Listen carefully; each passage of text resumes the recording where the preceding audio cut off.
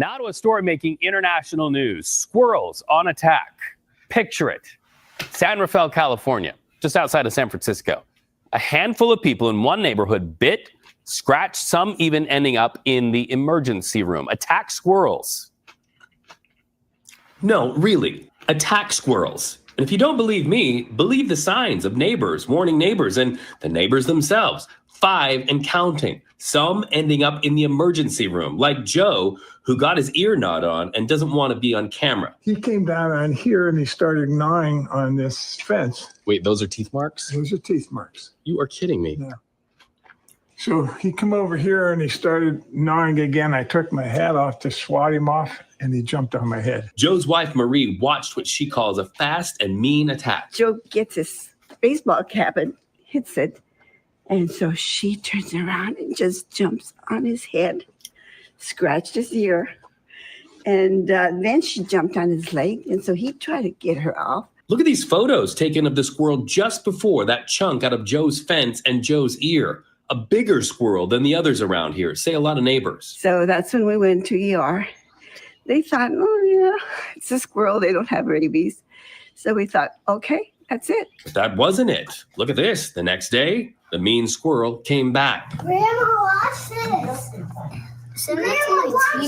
Listen to Joe and Marie's grandchildren told to stay indoors. That's the same one, I think. What's Lindemann? Let me see. No, don't let him in. She was on the side of our kitchen eating them up. And it was like very hungry and wanted to be fed, I think. Hangry. Angry Hangry. and hungry. Angry and hungry, yeah. So now the signs are up. Neighbors are warning neighbors to protect their people and their pets, and the Marin Humane Society posting signs too, even going door to door with warnings. And we're also told, don't walk with shorts, don't walk with anything but heavy dungarees. And as you can see, I'm out here wearing jeans, not shorts. You're keeping the rules. I'm keeping the rules and I don't want to be bit. You're not being squirrely. Not being squirrely indeed. Okay, so as to the people who went to the emergency room, they did not get a rabies shot. Apparently, these squirrels are not vectors for rabies. And there have been no other sightings of that rather mean squirrel in San Rafael, California. Who said gentle people with flowers in their hair in Northern California? Maybe gentle people, but not a gentle squirrel.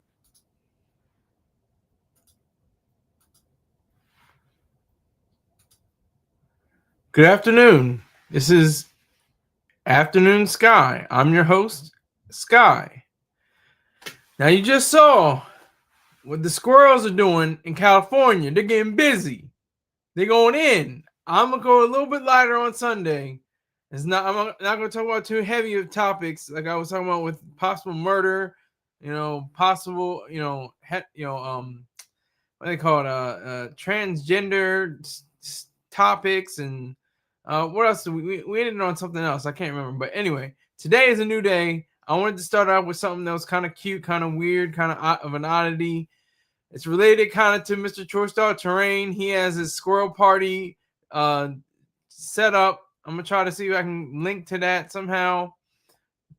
But his squirrels are like cool. They're like laid back North Carolina, southern kind of like genteel gentleman and lady squirrels. They go up to their nuts and they get the peanuts, pause, and they go back and go away. He has a snake that comes through, a pretty significantly large snake. Name, I just forgot the name. It's like Yokina or something like that. And he's got this thing, he got it sewed up. So I just wanted to talk about that. These aggressive squirrels, these G code squirrels, these crypt set, blood set squirrels in California. They're going wild. They're biting people. They're gnawing on people's ears and scratching people's legs and stuff like that. They're looking for food. They're real hungry. They say, this is the irony. They say that you should not feed the animals. That's the thing. They say don't feed the animals. But and under circumstances like I think Mr. Chorstar Terrain has, he has an environment for them to go into. He's not just going around the street and just handing out peanuts and stuff like that. He has an entire ecosystem, it seems like, that they're able to crawl up on and play and and then go back down and eat some more peanuts and go back up. You know, it's wild. Hold on, I got a lot of comments. Hold on, here we go. Therapy radio. Anyway, okay, what's going on? Houston, what's up? What's going on, sir? I see you. White people need to understand they wild animals. True, facts on that. I see you, King Hazy. Yo, Scott, peace up to you too, sir. Peace up. Rabies and mother. Well, this is the thing. There is no rabies. Squirrels don't carry rabies the same way that dogs do. Squirrels they just gnaw at you and scratch at you. They don't carry the rabies virus. White people be like, come here, little fella. I'm not gonna hurt you. And then get mauled. LOL. Exactly. They just pour on them. Exactly. Rican squirrels on the run. Squirrels. That's Dot Focus. Salute to you, Dot Focus. We got some things going. I'm representing Holly right now, but I'm gonna make sure I get your banner on the screen as well. Squirrels attack hawks and snakes. Good Lord. I didn't even realize that. African Brooklyn scamming squirrels. Yeah. No, like I said, Mr. Choice Star Terrain, he's got, that whole thing sold up. He's got like 100,000, I think last time I checked, it was like 100,000 subscribers to his squirrel party. That's impressive because it's very relaxing. It's not confrontational. It's nothing, serious. It's just squirrels and snakes going about their business, doing their thing. So, you can't be too mad. You know what I'm saying? But these California squirrels, I don't know. They move differently. They move very differently. They are gangster. They're gangster squirrels out there in California. They ain't playing. Them squirrels gonna be like Willard on Star. Yes, he was referring to that Willard movie. Yeah, with all those rats. I mean, that's what they showed in the I was reading the article and they're saying like they're glorified flying rats. Some of them that can fly, the flying squirrels, or they're glorified rats with more fur and larger tails. So yeah. I just want to make this light and bouncy. It's a Sunday. Just got back from church. I'm an atheist. So, it's a different kind of vibe, I want to set, so everything is cool. Everything is gravy. Everything is good. I like to see everybody in the chat room. Salute to everybody that's in there. I salute to you. I see you, Christopher Perkins. Yeah, man. I'm about to play some more videos. Let me see if I can do this. Let me see what I can do. Hold on. Let me see. Just give me a moment. Bear with me. Here we go. Here's another one. A Northern California community is on alert after multiple residents say they were attacked by squirrels. A handful of residents in San Rafael say the rodents have shown no fear, jumping and clinging to people who are just minding their own business. Many people have been bitten. Now signs litter the neighborhood, warning people to be on alert for these aggressive critters. I was just walking along and suddenly there's a squirrel attached to my thigh, just clombed onto my thigh. And I looked down like, what is that? And I was like, get off. And I'm trying to brush him off. And he's just clinging more and biting. We have like 3 grandkids and we're worried that they'd be out there and they think, oh, what a cute squirrel, and it might attack them. Wildlife experts believe the squirrels were probably fed by humans, which would explain their lack of fear of people and confusion on how to forage for food on their own. So no feeding the wildlife. No, and somebody always puts out peanuts for the neighborhood. Look at this. The poster just kills me. It's not supposed to be funny. See, they don't even know what to do. They don't know whether to laugh or be serious. You don't know what the news people don't even know what to do. All right, so Houston, if you're in here, I'm pretty sure you are, but I want to make sure I just say Houston, and he knows who he is. I don't know if he wants to represent what name it is, but I see Christopher Perkins. Oh man, come on. But it's one user says when they said don't feed the animals, white folks ignore it and get that work. They get that work. And it's not even, it's older white folk. They in their like 70s and 80s. It looked like she was like 106. Let that be a black woman. Her age, she looked like she's 12. That's just the way it is. Black don't crack. It swells, but it don't crack. Let me see. Christopher Perkins says rabies is serious. Those shots in your stomach hurt. Well, it's not. They don't get rabies. The squirrel doesn't carry the rabies. Is it a virus? The rabies. I think it is a virus. Salute to chat. Yeah. It is funny because it's like serious but not funny. It's funny but it's serious, but it's weird because I mean it's funny until it happens to you. That's what Dave Chappelle always says. It's funny until it happens to you. So I think this whole squirrel issue is I hope it doesn't turn into an epidemic. I think Mr. Terrain is ahead of his time. I think he's ahead of his time because he started this channel a few months ago, if not a year ago or something like that. And he was just like, I'm gonna just put up this whole elaborate little system for them to get their little this pyramid of peanuts and these little houses that are on the poles, and then the black snake comes through. Hold on, let me make sure I get the snake's name. I want to make sure I get the snake's name right.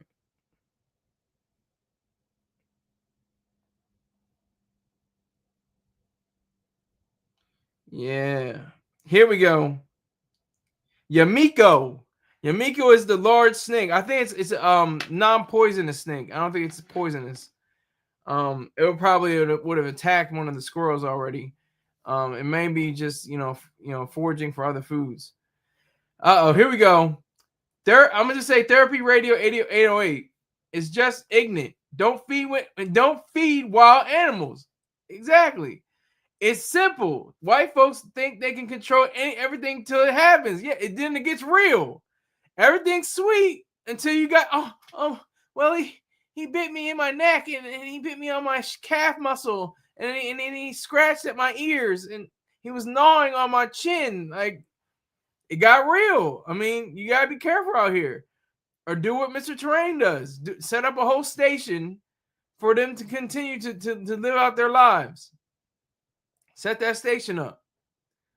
Set that little area, and then put a camera out, and then have one running water or kind of a rush of water sound underneath, and then just be therapy for people. It's therapy for me. I watched Squirrel Party a few times. I'm just like, wow, look at nature. Just take it in. It's not anything heavy or hard or nothing you got to figure out. Ain't no riddle. Yeah, okay, Houston. I'm gonna just say Houston, unless he corrects me, and I'll just come on. But he says, I saw the snake on the Squirrel Party channel. I told Star, squirrels are a snack for hawks and snakes. Okay, so it's the other way around. You did say that right. You did say that. Squirrels go after snakes, not the other way around. I think poisonous snakes, venomous snakes, they go after like squirrels and rats and stuff like that because they can paralyze them and undo their jaws and consume the squirrel, the rat, or the mice, or whatever the case may be. Yeah, they want to think sweet. It ain't sweet in California. It ain't sweet. They wildin'. NorCal, they wildin'. They going after all these septuagenarians and octogenarians, and then the grandkids like, look, grandma, there's another one. Look.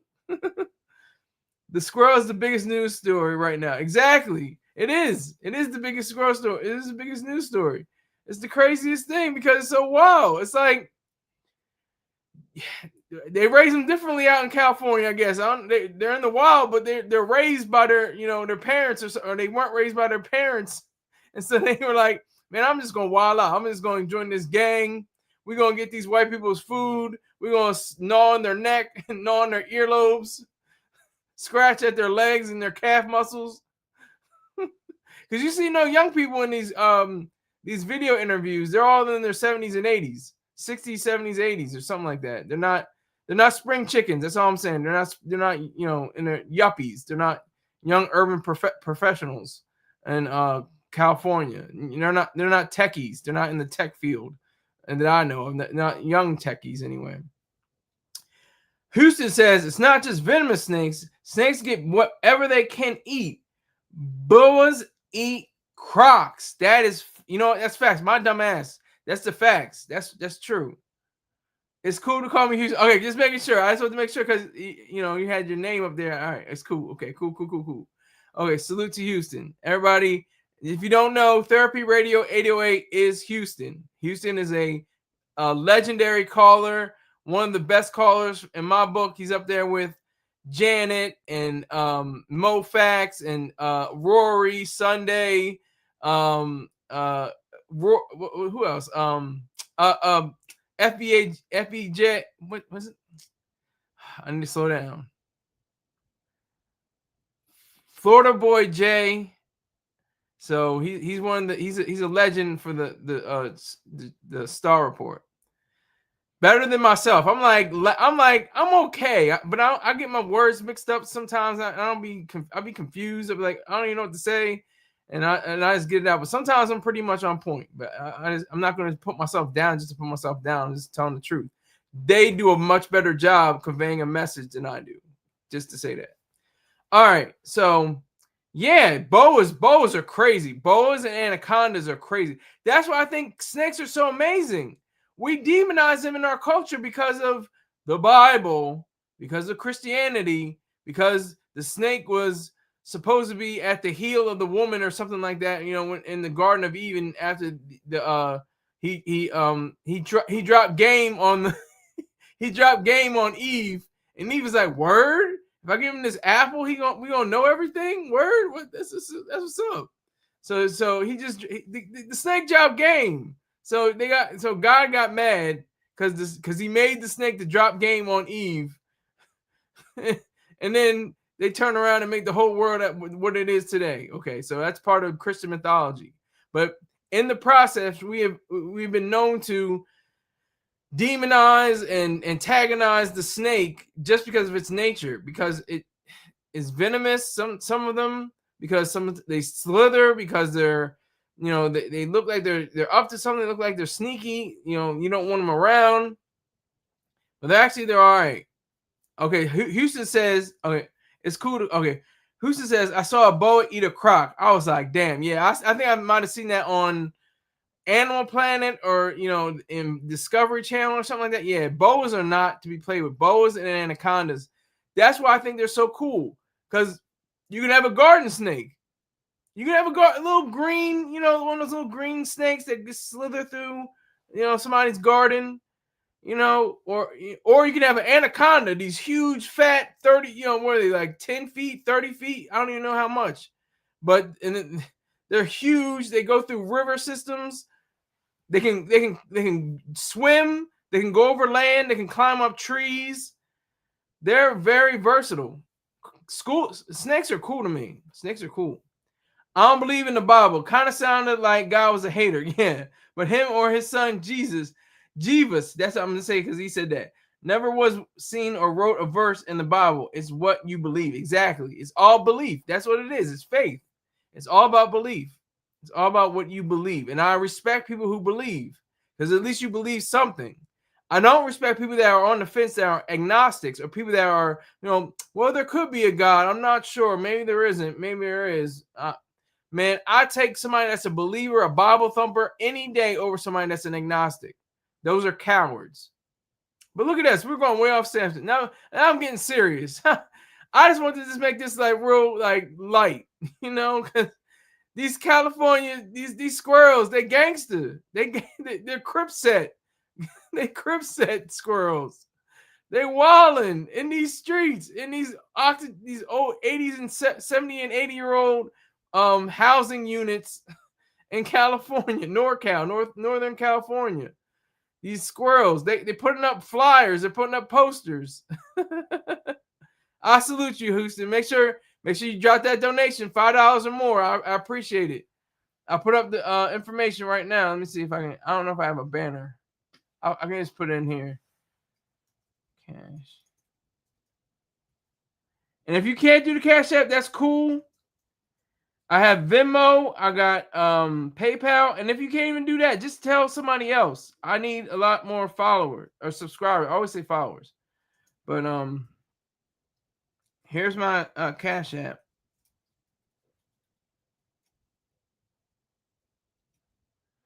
Appreciate it, sir. Appreciate it. Yeah, I'm just having a good time. I'm gonna look up another video. I'm gonna see if they have another video. I'm seeing this. How many videos do they have? Oh my god. Is that it? I think that might be it. I think that's it. Yeah. Okay, so I can go back in time. I'm gonna go back in time. This is almost a year ago. Listen, watch this. It says new research uncovers predatory behavior in California ground squirrels. This is from from 9 months ago. All right, here we go. You may never look at squirrels the same way again. A new study from UC Davis suggests that California ground squirrels not only eat nuts and seeds, but also hunt, kill, and eat other small rodents. Researchers say they believe the ground squirrels have a more flexible diet than previously thought. The study offers the first documentation of the species actively preying on other live vertebrates. Oh my, I didn't know we had video of the predatory behavior. And there you go. I didn't need to see it. Don't mess with those squirrels. Oh my goodness. I'm telling you. I'm saying. These squirrels is gangster. They gangster. I salute you, Houston. I see that. You're a man of your word, so I'll definitely check for that Cash App.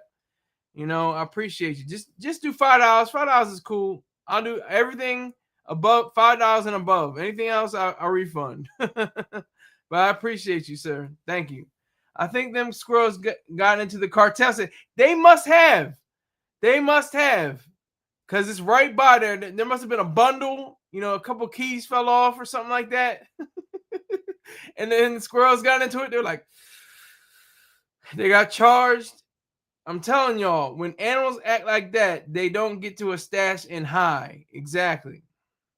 They done got to a stash and hide. Exactly. Yo, these squirrels, they're not like that in North Carolina, apparently.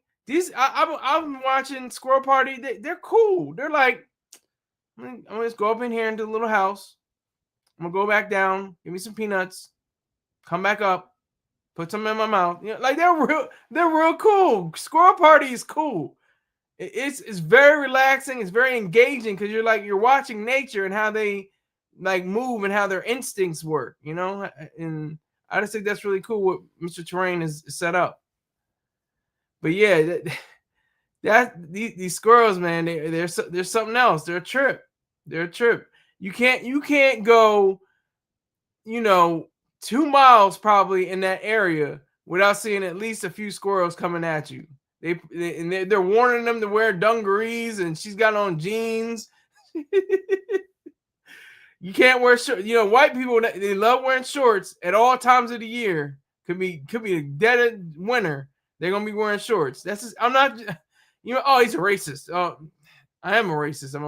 I'm a multiracial racist race baiter. But yeah, these squirrels ain't nothing to play with. They ain't nothing to play with. Don't play with these squirrels. You get in trouble. And like I say, don't feed the animals. Don't feed the animals. Just be careful. Know what you're doing. Mr. Terrain knew what he was doing.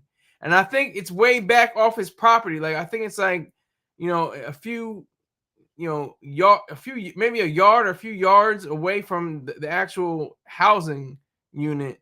And the squirrels are able to understand it better. Houston squirrels been like that. It's normal. They run and quit. Like, just follow them and you know where the stash is. That's what it's like. Houston, we have to talk about serious business. We have to talk about the bodies. We have to talk about not today. We're gonna talk about maybe Monday or Tuesday. We gotta talk about the bodies that's showing up around that area.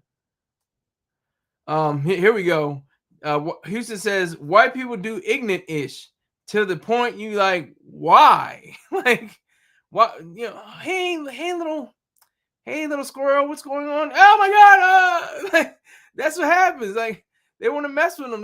That's the thing with Mr. Terrain. He doesn't. You don't see him in the shots or anything. You don't see him, messing with the food or anything like that. He just lets them do their thing. That's the problem. It's like when you say feed them, they want to do hand-to-hand transactions. He's like a boss. He's like He's like a drug boss. He don't touch nothing. He just lets his soldiers do all the work. He lets the other squirrels police the other squirrels. That's how he gets down. So I respect him. Yeah, it's wild. I'm giggling. It's my show. I can giggle. I'm not going to giggle on Mr. Train's show, but I can giggle because it's my show. But yeah. So just be.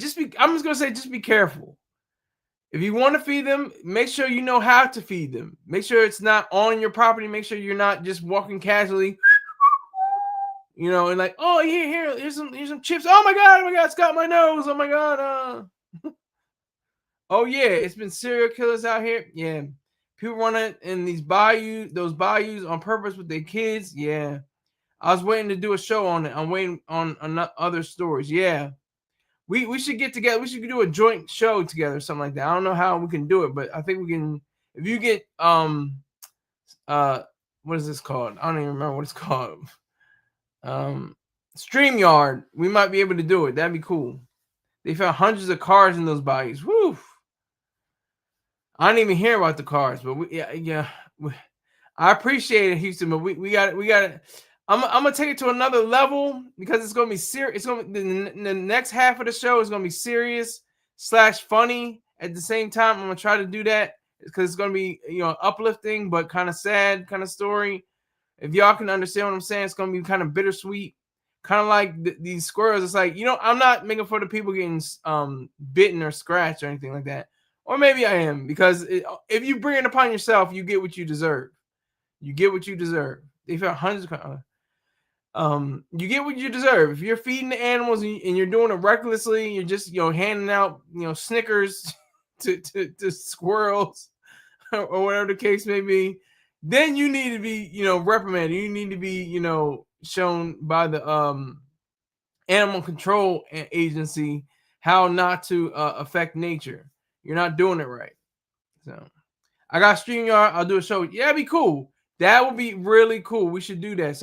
Sometime maybe next week, or this week coming up, sometime in October. That'd be awesome. That would be awesome. You hear about the church in Michigan? Oh Lord, I think we're talking. I think we covered the church in Michigan. My stream, I think it had to get taken down. If we're talking about that, the fraudsters, Bumba. The people that tried to defraud the people, and they're in Georgia too. It was a white lady and a black male, or a white woman. She wasn't really a lady. She was she was a fraudster. I think am I barking up the right tree? Am I saying the right things, Bumba? Is that what you're talking about? The church in Michigan, and they were funneling the money. I think I know what you're talking about. But that stream got taken down, I think, or I either took it down or it didn't get completed or something crazy. Something happened to it. Notice at zoos. Here we go. Houston says white people and people who think they white do dumb is to take a selfie with the animal and get that work. Facts. Why do you go to the zoo knowing they're pissed off already because they're not home? They're just lying down. They're lying just like. What y'all want? And then somebody comes in that cage and they're like, he was just chilling. He was just like, I dare you. I dare you hop that fence. I want you to. I'm hungry right now. They ain't even feed me yet. You could be my lunch today. Lion just chilling there. Gorilla just. I wish somebody would hop into this cage. I wish somebody really would. Oh, this morning? Oh no, I didn't see that. Hold on. Yeah, but that's a good point, Houston. The people, they want to test their boundary. Hey man, I just want to get a selfie. And they're getting the selfie, and then the jaguar is on their back. Ah! Hold on, something's happening in the Michigan church. Oh, here we go. Multiple people hurt in shooting at Michigan church. Oh, man. Church of Latter-day Saints church shooting, multiple victims, fire reported. Yeah, there's a fire too. Actively on fire. Is it? This is America. Don't catch you slipping though. Don't catch you slipping though. This is America. All right, I'm gonna go. Thank you, Bumba, for that update. I'm trying to keep it light. I was trying to keep it light. Y'all saw me. I was trying to make the effort to make it light. I'm gonna do updates. LOL. They think it's a game. Lions be looking like it's a buffet. Gorillas, crocs, LOL, monkeys, birds. White people think they control everything. Sharks, whales, etc. And get that work. Exactly. I want to see on the news one time a black person, a foundational black American, missing an arm, missing a leg, or a piece, or half, or part of their leg, or have a big gash in their face because a shark attacked them. I've never seen it. I don't know if it's ever happened. I've never seen it in my 37 years on this earth. I've never seen it happen. Not once. Never. Never seen it. I don't know if it's true. I mean, it's probably places in Africa. Africans, they get that work. A lot of tribes, they've been able to, find themselves in safety because they learned over the centuries how to deal with wildlife. They know not to mess with elephants. They know how to not mess with leopards. They know not to mess with all kinds of different wildlife. They found a car bomb too. God damn. God bless America. Exactly. Land of the free. America is a GTA 6 lobby. LOL, as I sip thine morning drink, talk your talk, Scott. Thank you. I appreciate it. I'm going in. I'm doing it. And then they say, I'm going back in the water after a shock to just floss their teeth with their asses. Ignorant. Exactly. These are facts. These are definitely facts. So, oh my gosh, it's so crazy. Let me get up another banner. She's not in here right now, but you guys can make sure you go to Z Therapy on YouTube for all your Zumba needs. She needs more subscribers. Make sure you get her subscription game up. Let me see.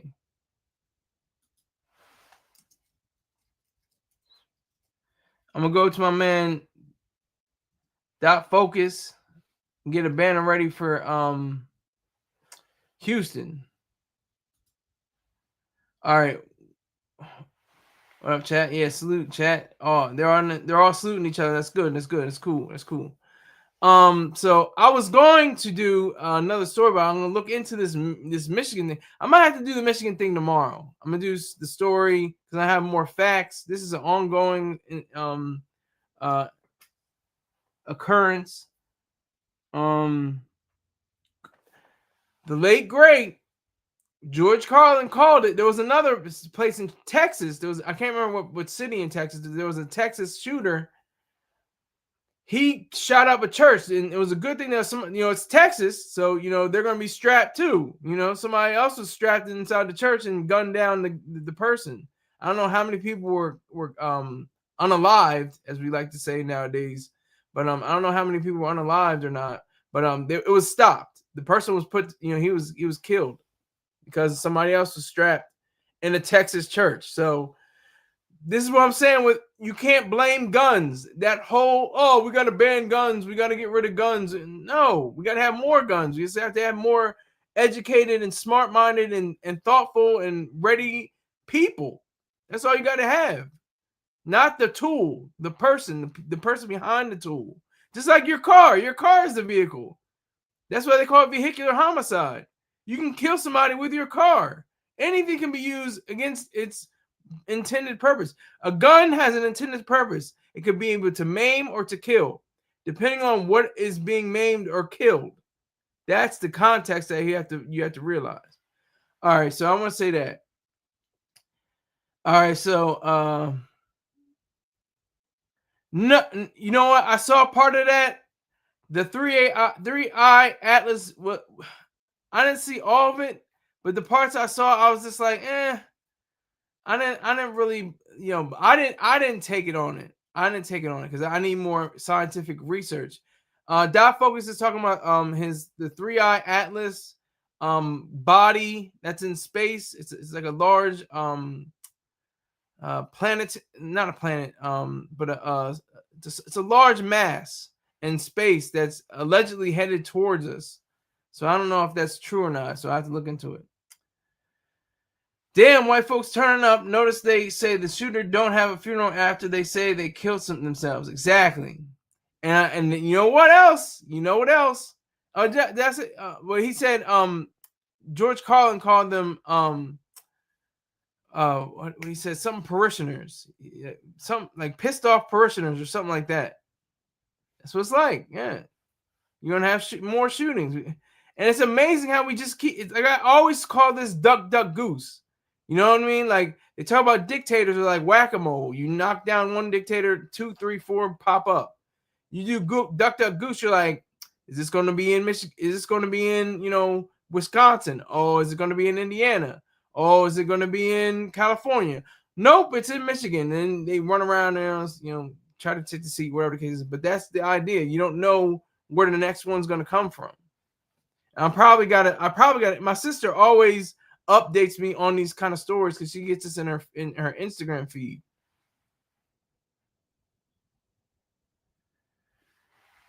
Let me see. Houston says harassment is a mental weapon. Anything a weapon, that's mind terrorism. Facts.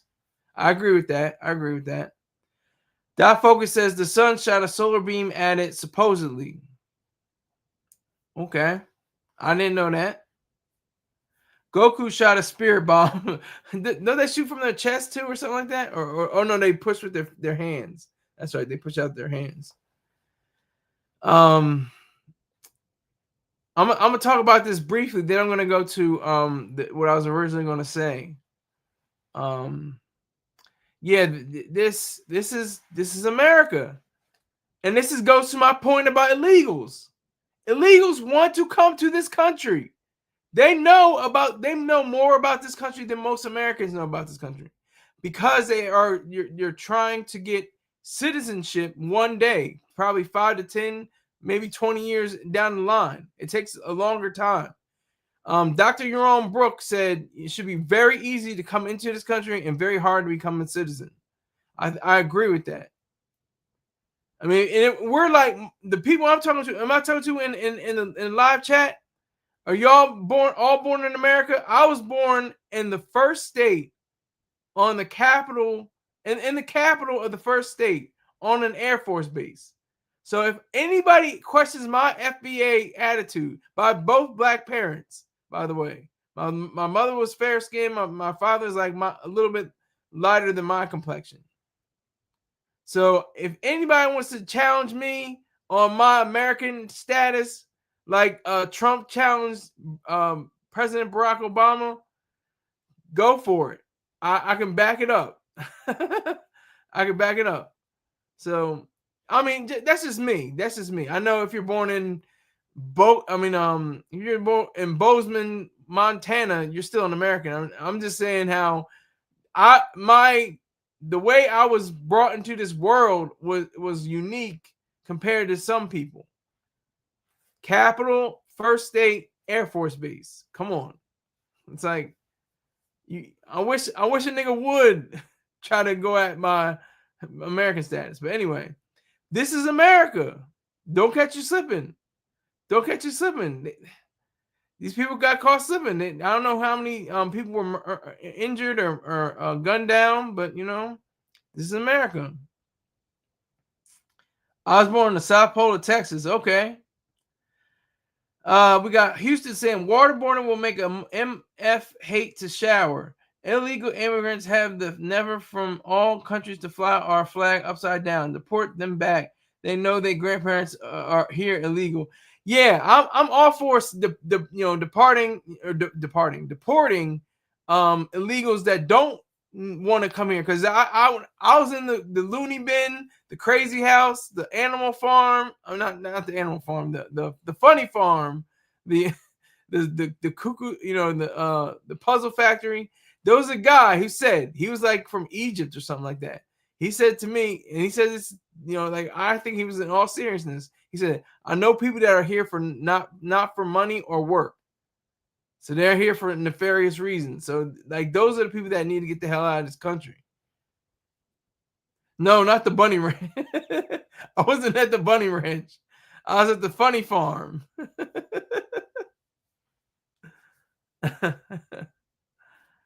Oh my God.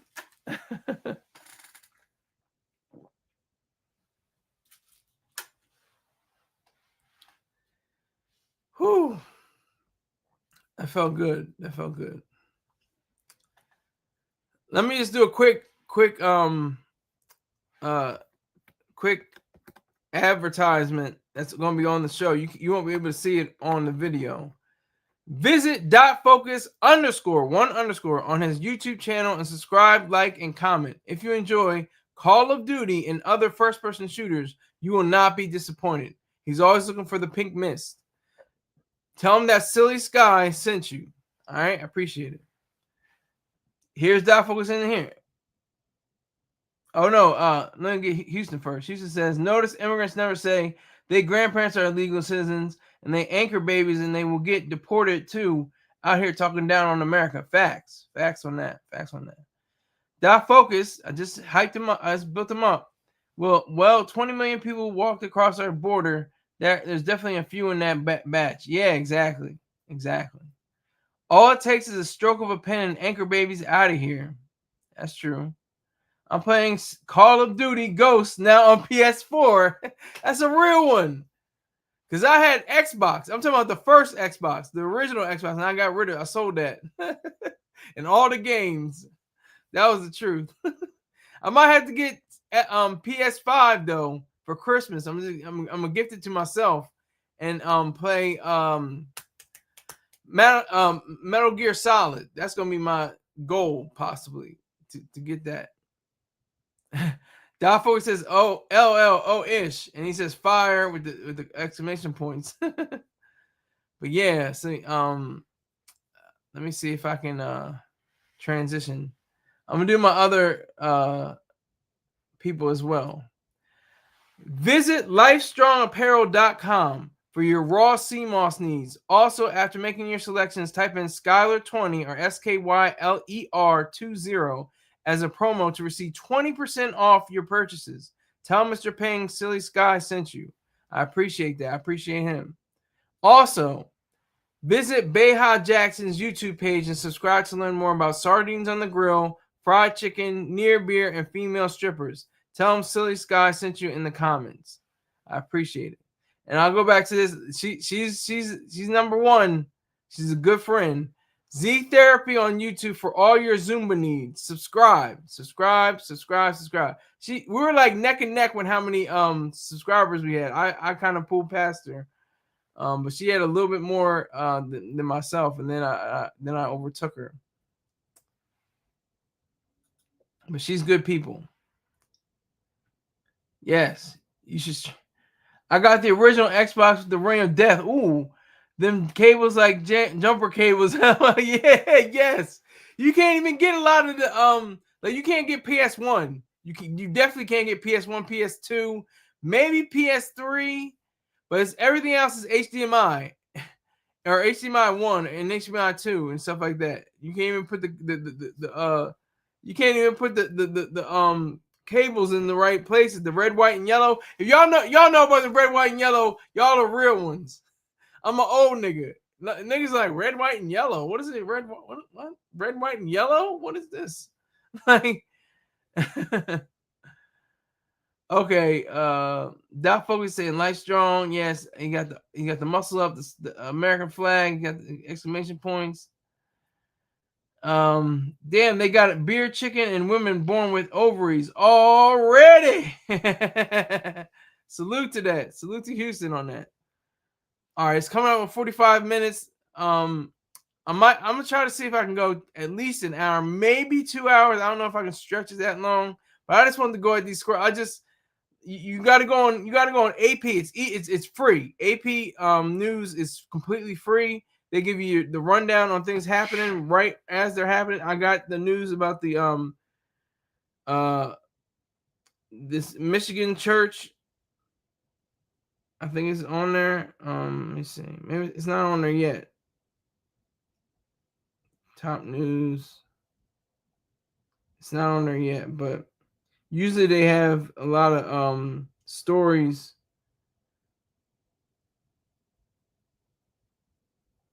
It has a lot of stories about it. But I just checked. Let me see. Wall Street Journal. I got a few. They're not talking about it. This is crazy. Nobody's talking about it.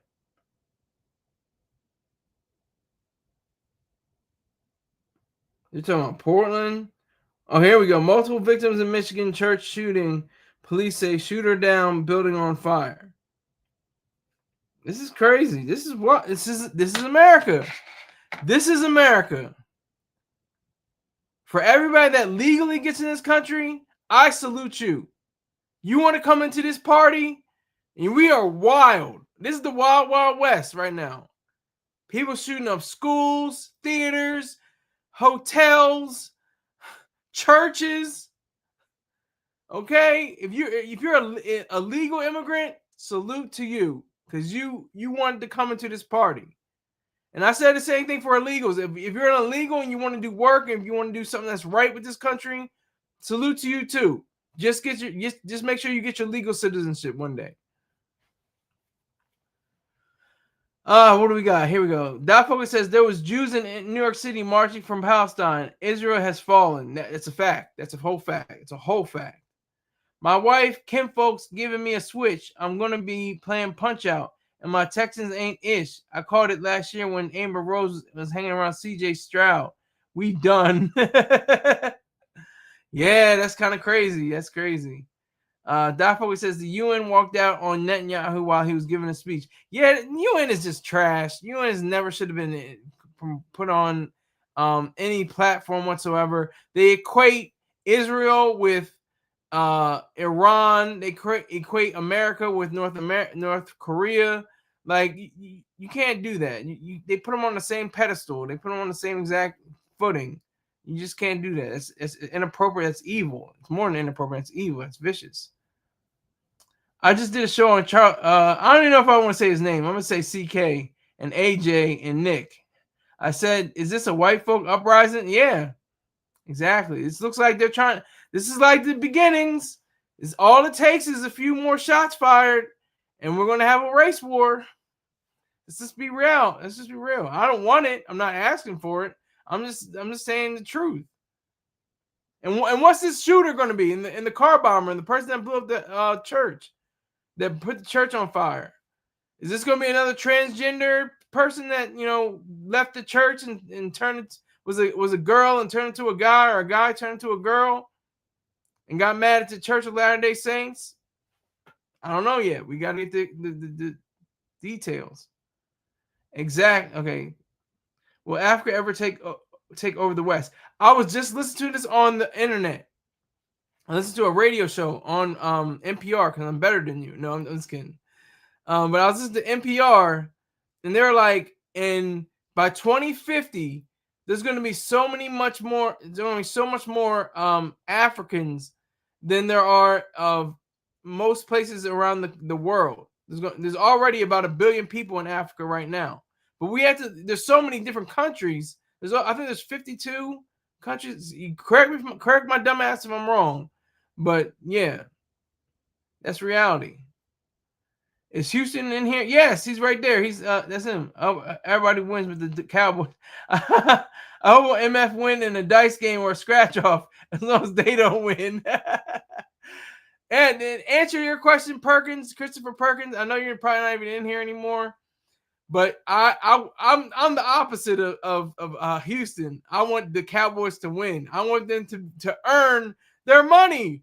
If you haven't noticed yet, the Cowboys are the wealthiest sports team in the world. That means NFL, NBA, NHL, MLS, any sports team across the globe. They have like $12 billion. Everybody, the next person has like $9 billion or something like that. And I think that's the Yankees. So it's crazy. You can look it up. But yeah. Let's see about the Parsons. The Parsons, that return is gonna be something special. He's gonna be like, you know what, y'all could have had me, but you ain't got me now. Let's see what happens. He ain't about that business. Cowboys ripping Michael Parsons today. Oh, Ish is Houston Therapy Radio. Yes, that's right. That focus. I'm high as it. Yes, all right. Cowboys taking the chip this year. That's what I've been saying. They got to do. They do the mobsters that control the NFL, because they do. Don't get it twisted. Don't get it messed up. And I can give you proof about the NFL and the NBA. What was his name? I can't remember. Tony something. Tony Donahue, something like that. But he was taking bets for the mob, and he was calling a lot of calls against Allen Iverson for some reason, and he was all controlled by the mafia. But anyway, it's the same thing with any sport. All sports are controlled by the mafia. It's just a fact. It's not even anything. Oh well, is that true? And no, yes, it's true. But it's been 30 years since the Cowboys have even been into a NFC championship game. That's the last time they were in a championship game, 30 years. And that's when they won the Super Bowl 30 years ago, 1996. It was 1996. So this would be it was the 95-96 season. It could be the 25-26 season. So just putting that out there. What do we got? Thoughts on the Young album? What we going special? Thoughts on the Young Thug album, Track Ninja. I haven't heard it, and I may not hear it. I was trying to listen to Cardi B, and she got some. I don't care. Like Mr. Train said, I don't care who writes. If you can rap what's written, that's no problem.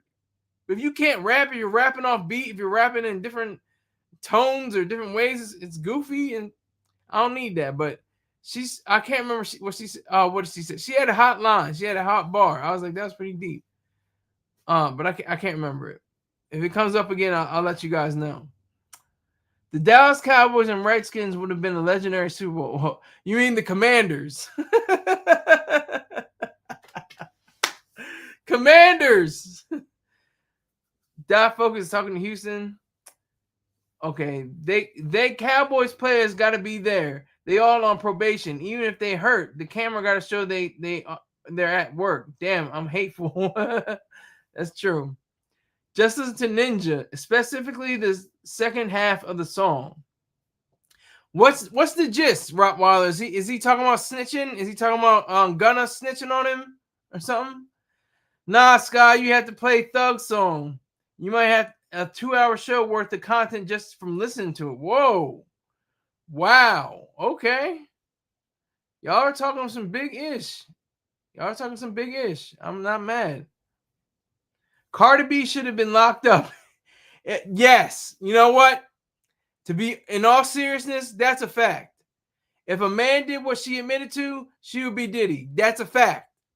That's a whole fact. I don't know what the hell. She's got like Teflon on her skin, under her nails or something. I don't know what the hell. Her first album was let's see, what was it? 7 years ago? Or no, was it? Yeah, 7 years ago. 2018. So everything on that album went either platinum or diamond. Then she comes out with this album and does a Guinness Book of World Records, has the most CDs delivered to somebody. I don't know about this. That's a good point, Houston. Cardi B was cutting niggas' pockets. She was drugging them and cutting pockets. That's cold. That's cold. That's time. That's time behind bars. That's definitely time behind bars. That's light what Diddy did. Diddy did prostitution. Prostitution is nothing. That's nothing. Cardi should have been under the ground, under the jail. That Focus says Cardi B is locked up mentally and the show isn't over. Wait till she hits her mid-40s and the record stops. Ooh. Well, she's gonna get residuals. She's definitely gonna get residuals for the rest of her life based off her album sales and her other foray. She's got, I think, some endorsements and some. She was on Baby Shark, for God's sakes. You know, come on. Ugly Sanchez says they're all angels. Welcome, Ugly Sanchez. I don't know if you've been in here before, but say hi to the room. Hot room. Say hi to Ugly Sanchez. Houston says she is a paid plant and thought. I always wondered about that. We won't get reeking babies, and these niggas keep getting her pregnant to fund the welfare and the child support system. Yes, she has 4 kids. That's how I checked. She had 1.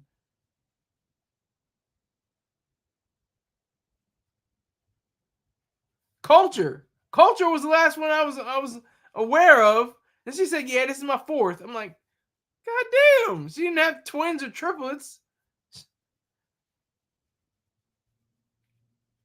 Cardfish, exactly. Cardfish. That's a good point. She looks like that she saved her money. Yeah. She not getting any money. She in a 360 on steroids. Ooh. Houston with the uppercut. Cardi can't drive. I can drive. I just choose not to. I don't want to drive. Y'all heard me about the big, I was getting a truck wreck and flipped over. It didn't flip all the way over. It flipped on the side. And I was like, all right, I'm good with driving.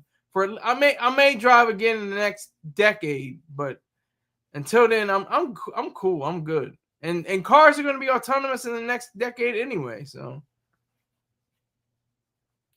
Cardi kids don't talk like blue face baby boy. Wait a minute, what are we talking about, Wizard? What do you mean? Cardi kids don't talk like blue face baby boy. I'm not sure what you mean there, Wizard. What you mean? Where are you going, sir? You just explain yourself a little bit better. I'm not sure what you're saying. Houston says, I make money, Mo. She sound ignorant. She sound like a cutthroat immigrant that thought. That's, it's kind of like what she is, though. Oh. Blueface son don't talk. Oh, got you. Oh, Son to Son 90. Salute the room. Everybody salute Son to Son 90. I didn't know Blueface son don't talk. Wow. That's real. Is that autism? Is that nonverbal autism? Is that the proper designation for that? I thought it was confirmed that's not Blueface's son. Uh-oh, wait a minute. I think that's what he meant. Oh, okay. Okay, that's what he meant. Blueface don't talk. Cardi kids don't talk like Blueface baby boy. Okay. Now I understand. Now I get it. I understand it now. Okay. Thank you for clearing that up, Son of Son 90. I appreciate that. Who the hell listens to this is Houston? Who the hell listens to Blueface no rapping ass? If he heard his daddy, I wouldn't say nothing either. That was a hard shot. That was hard. I'll give you credit for that. Yeah, he raps off beat. He goes outside of the tune. He goes off of the lyrics. The lyricism doesn't match up with the sound bed and stuff like that. He better be glad he got that platinum plaque. I think he has like a few platinum plaques. He better be, saving his money rather than buying Bugattis and stuff like that and chains. Sky, you learning nigga jargon on the fly. Absolutely. Exactly. Yes. It's my dumb ass. Blueface is coming home in December. Splashtown is a hit. Houston Pimp C was a simp. Whoa. Okay.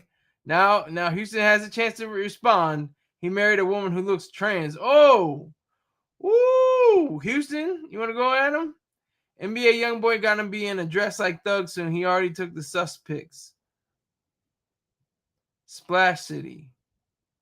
Oh, Splashtown, Splash City. Okay.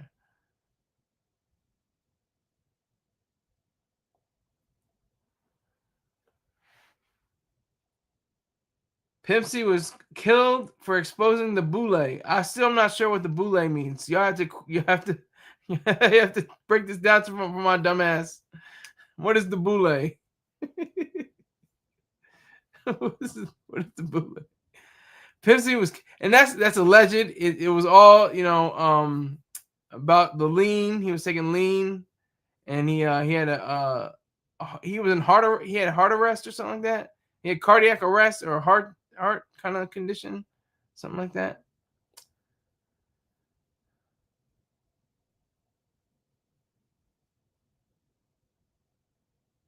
Okay, Houston's correcting or agreeing with Son of the Sun 90. Blueface trash. I'm not defending him, and I don't listen to him. Yeah, I can't. I try to listen to him whenever you. He reminds me of Silk the Shocker. You know how he just goes way off a beat. Like it's crazy. Yeah, sleep apnea. That's what it was. Thank you, Luis Sanchez. Thank you. R.I.P. Pimp C. I remember it was Free Pimp C. Now it's R.I.P. Yeah, sadly. Pimp was laced because he had tapes of Jay-Z wife getting loose off the goose. Ooh. Uh-oh. It's all alleged. Them niggas from Mississippi put something in Pimp C drink. Uh-oh. Allegedly. And they found him in a field, and one of the dudes was dealing with a Mia X. Oh, wow. The plot gets thicker and thicker and thicker for my niggers.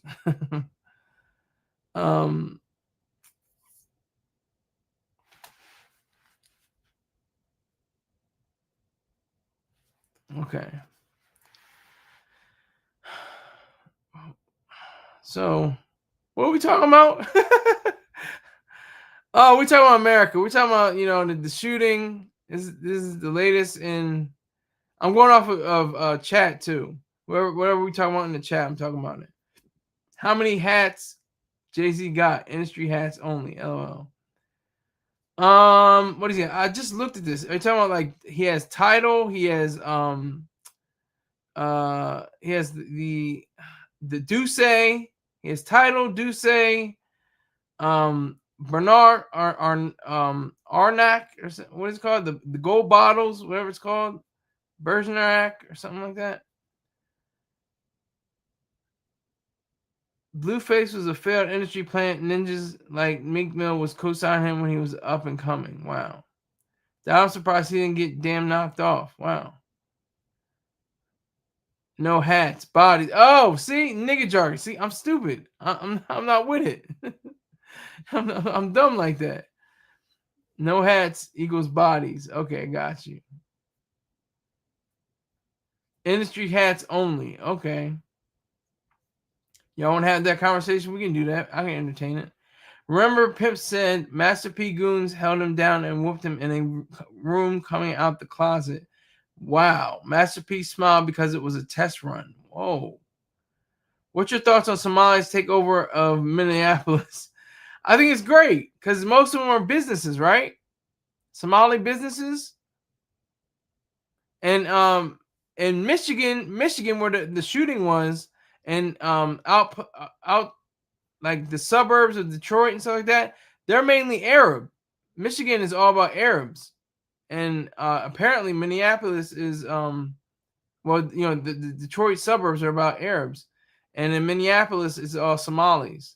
So that's what I think about Somalians in Minneapolis. I'm all for it if it's all for business, getting that money. They got Somali restaurants. They got law offices and different grocers. Somalians need to take their ass back home. I disagree with you, Houston. I disagree. I think if they're about that business, they're about to get money.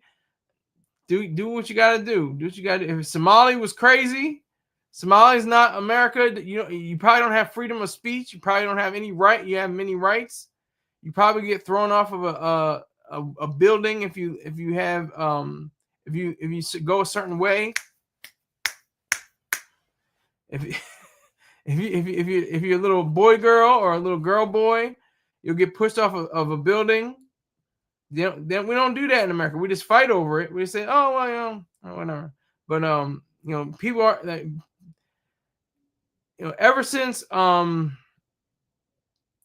can't remember the name, but there was a gay guy in Laramie. I can't remember his name, but they called it the Laramie Project.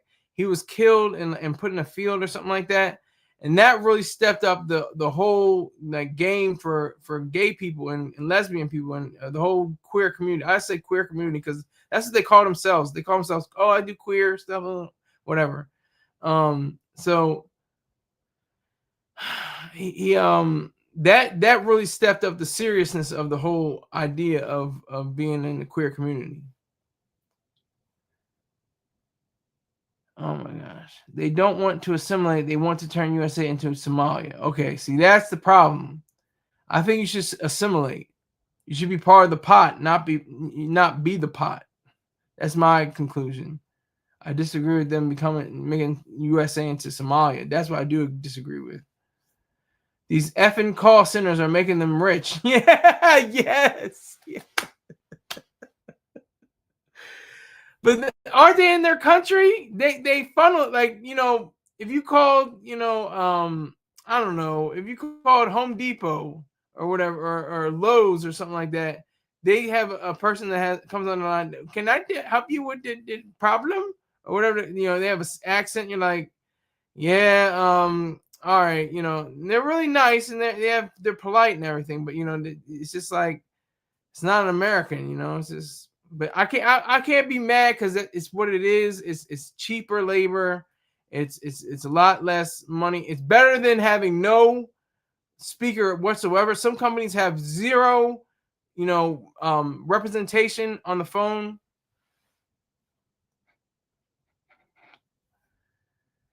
Let me see here. Spin twirl, FL spin twirl. Honey, exactly. They dandy boys. F those call centers. Oh, God, they pissed me off. I know what you meant. They pissed me off, LOL. They mainly work for companies like Xfinity, Boost Mobile, Fax, anything with customer service. If you want to speak to someone from America, but you end up speaking to Aladdin. You end up speaking to Aladdin. Oh, my God.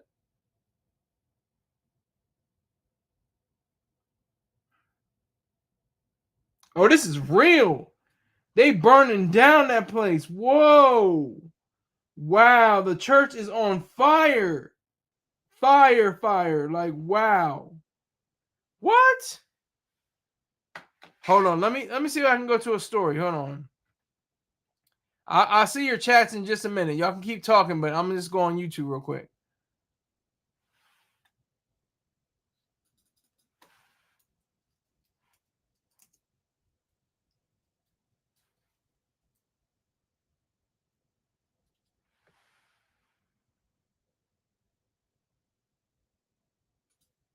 Very planned out. Police are saying that he arrived at the church right around 10:25 in the This is morning. crazy. He rammed his Look at vehicle this. into the front doors of that church.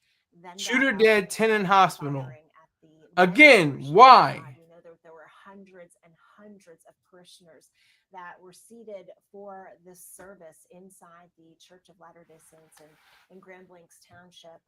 Presumably, hoping to have, just a normal Saturday, perhaps, or Sunday, perhaps get some inspiration, while being in church, feeling some fellowship, being around, your family and friends, and to have something like this transpire. You do not imagine a shooting at a church, and unfortunately we saw that happen a couple months ago here in Detroit as well. Yeah, it's a sad situation. The video that you're looking at right now was taken a few hours, about an hour or so ago. This is not live video, but you can see the extent of the smoke, of the fire that fully engulfed this church in Grand Blanc. We do know, and the police chief just confirmed it, that although there are 10 people that are victims, the chief believes that there may be more inside that church that were just unable to get out. And burn it to the ground. That's what the white man says. The white man says, I'm burning this MF to the ground. I don't care if I got to die for it.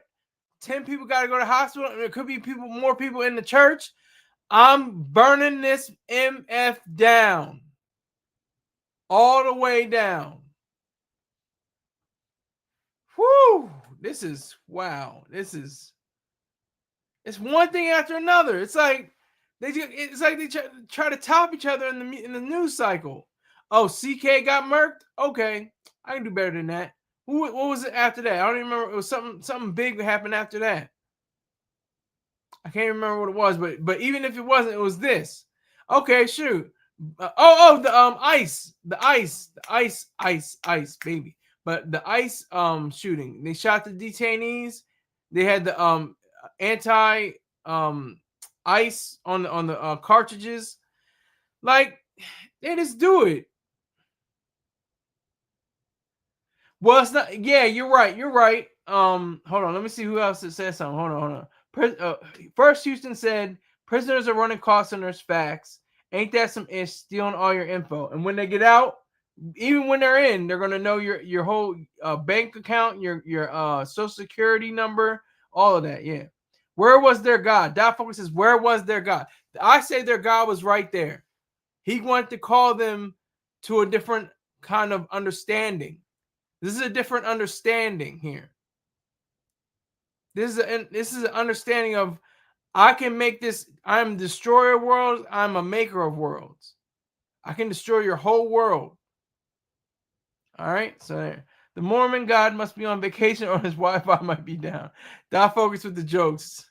Pretty good though. Pretty clever though, sir. Tell Trump to send the National Guard there. Exact. You know what, Ugly Sanchez? That was facts. That was facts. Tell Trump to send the National Guard there. Why not? Why not? They burning down a whole damn church. I've never even seen that before. Somebody doing it on purpose. I think churches have burned down before.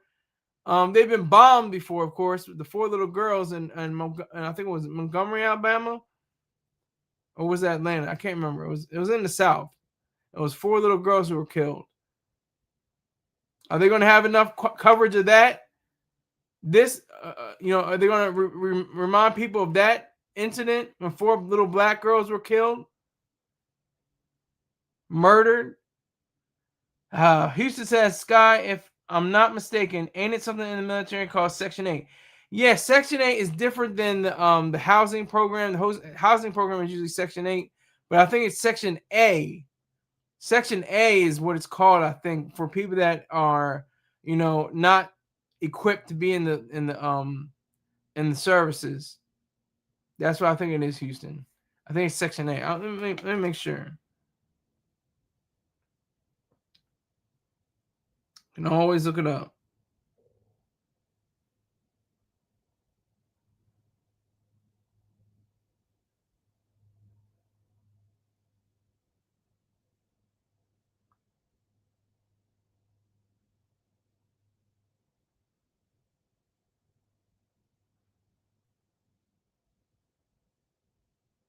Yeah, you're right. You're right, Houston. Section 8 is different from the housing thing I was talking about. It's a discharge for somebody who's mentally unfit for duty, for being in the military itself. That's a good point. That's a good point. The shooter's truck had American flags hanging from it. It's white on white crime. Send this National Guard. They're a terrorist group. Facts. So what the hell is a Section 80? Section 80. What is Section 80? I'm looking stuff up because I appreciate the room right now. We're having a good room. This is a really good chat room. So I'll look up stuff.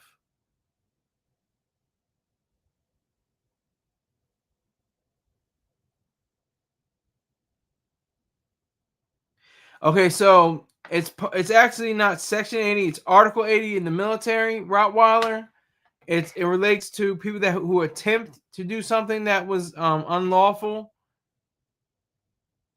But they attempt to do something but was unsuccessful. It's Article 80, Rottweiler. Good questions. It's just white people. Church of Latter-day Saints. It ain't, nigger, church in the deep South in Mississippi somewhere. The Right Reverend Dr. Cleto Jenkins. This is a white church. And so that number could lengthy investigation. You're talking about hundreds of people inside, hundreds of potential witnesses. There may not be a lot of evidence because of the fire and what that destroyed, but you do have these people's first accounts of what happened, and that is going to be crucial in this investigation. You know, we've been talking about this press conference with the chief of police as well as the township supervisor in Grand Blanc that happened a short time ago. Let's play that now so we can bring everybody up to speed. Take a look. That is when gunfire just started to happen. Robin, it looks like we're gonna take this live. This is the press conference here. We'll get more information and we'll come back afterwards. Let's listen in right now. Make sure that everybody's ready. So, everybody ready? Hi, I'm Grand Blanc Township Police Chief William. Y'all can't hear, can y'all? I can't hear it either. Here to give you some. That's them. That's not me. Incident that happened There it earlier goes. today at 10:25 a.m. within Grand Blanc Township. First off, I'd like to say our thoughts and prayers go out to the victims of this incident, which is completely unnecessary and avoidable.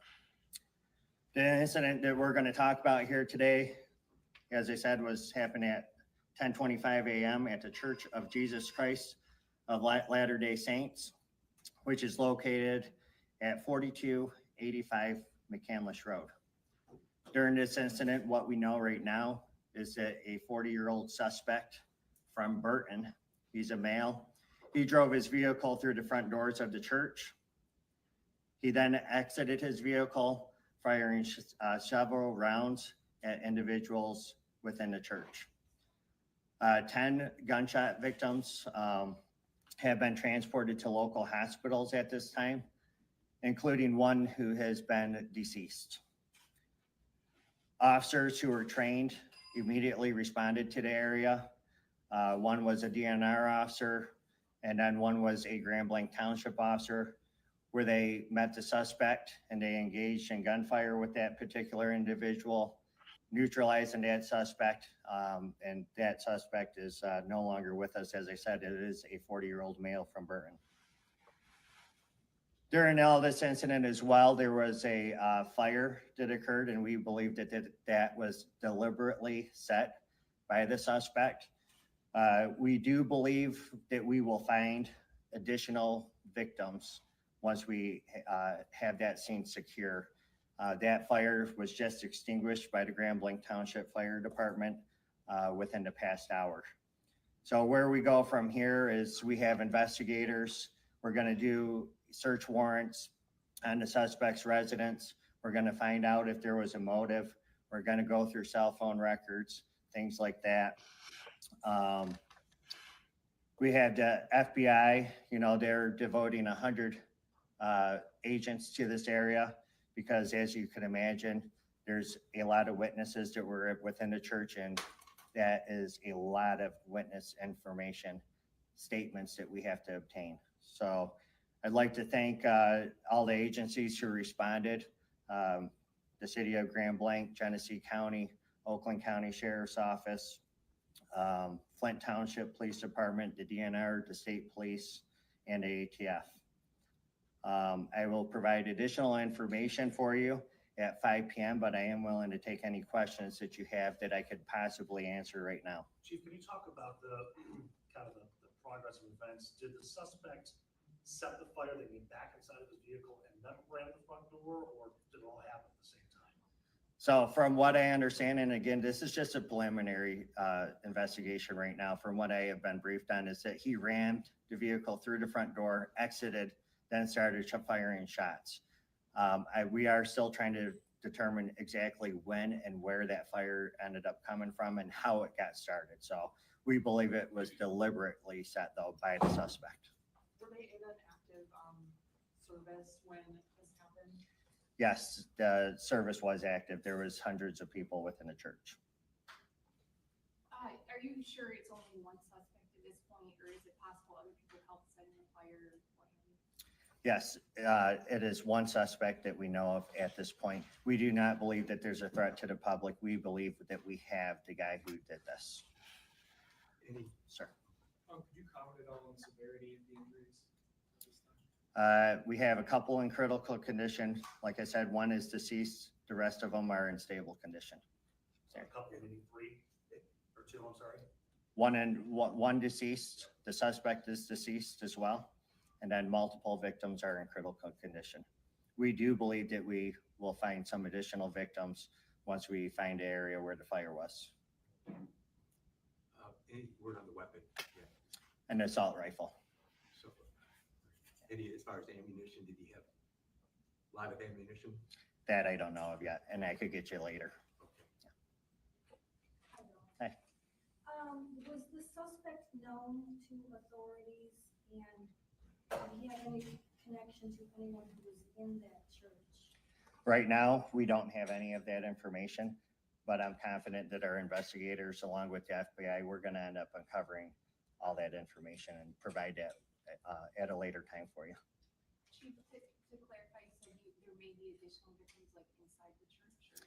Yes, where the fire was. So, and the reason why we can't confirm that just yet is because it was a large fire, and we do believe that there was people up there that were near that fire and they were unable to get out of the church. So we do believe that we will find additional victims once we're able to search that, once there's no signs of a fire reigniting. So do you believe that the victims that are still there, they succumbed to fire injuries or gunshots, or you're not sure? That I'm not sure, but I could provide all that information hopefully at 5 p.m. Shots were fired.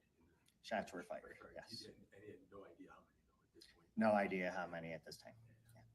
Can you describe the church? Is there like a worship area and then like a gathering space or something like that? That I have not been in, so I can't tell you the layout.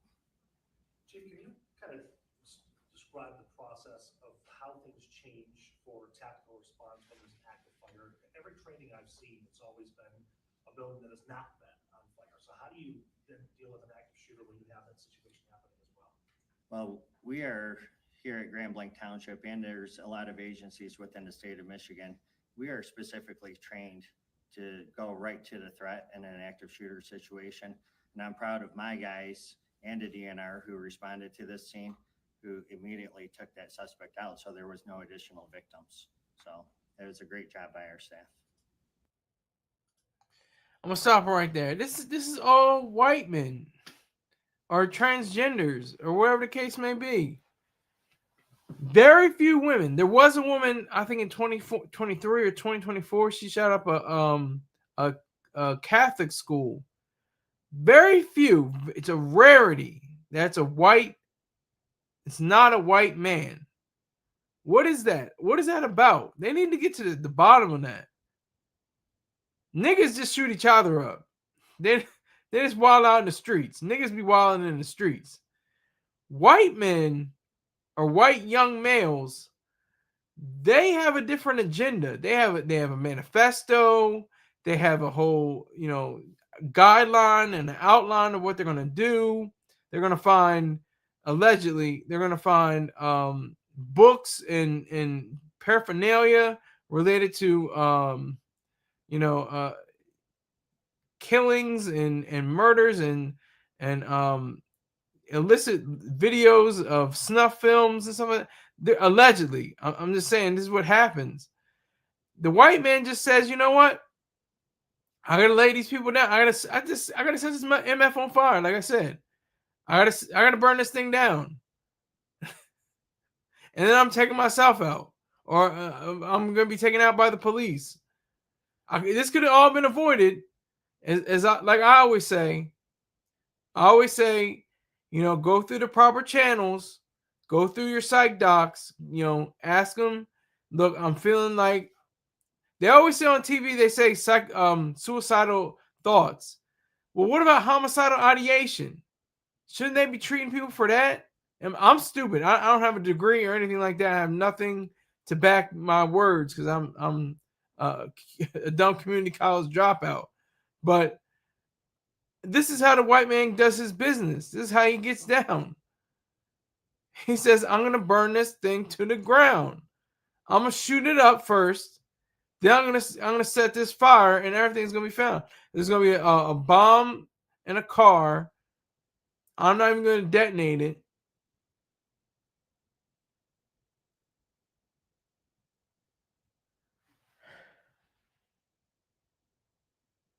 This is how he gets down. Respect the shooter. Don't like the shooter. Don't love the shooter. But respect the shooter. One person died at the hands of this person beside themselves. This would have been I don't know what class it would have been, but it would have definitely been a felony that would have carried at least 60 to 100 years, at least.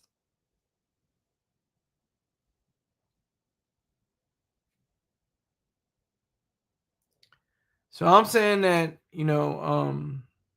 for this occurrence, this investigation to go forward, we're just playing duck, duck, goose. That's all we're playing. But we started with the beginning of the year, New Year's Day. It was in New Orleans. The guy just ran his car into a crowd of people, mowed them down, killed them. That was New Year's Day. That was the first day of the year. Then how many hundreds of cases of mass shootings occurred? How many? How many occurred? It's got to be it's somewhere in the hundreds. Because either it's at least, I think 2 people killed or something like that, or at least 3 people involved or something like that in a multiple mass shooting.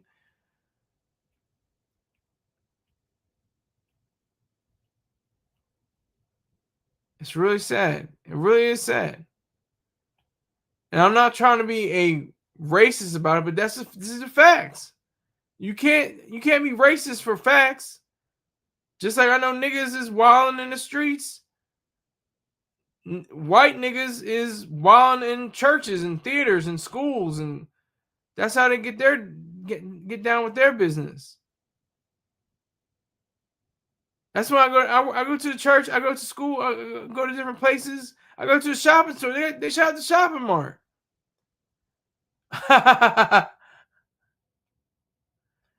Rest in peace, Texas Carnage. If that's you, Texas, salute to you, sir. Salute to you for being at least telling the truth. We'll see how far you go right now. You aren't born racist, you're taught it. That's a fact. That is true. Let's see how far you stray. As I said, I had to see if he's going to make another profile. Let's see how far you stray. If you are Texas Carnage 817, you didn't say go back to Jesus, so you seem like you're somebody else right now. But that's what I've been harping on anyway. When you're an itty bitty baby, you're not taught. You're not born. You're born tabula rasa or blank slate. You have to be indoctrinated. You have to be inculcated in the words of your parents and possibly in the words of your leaders, your teachers, your coaches, your reverend, your doctors, all of that. They have to inculcate you. No, it's not Texas. So why are you saying rest in peace to Texas Carnage? Why are you saying rest in peace?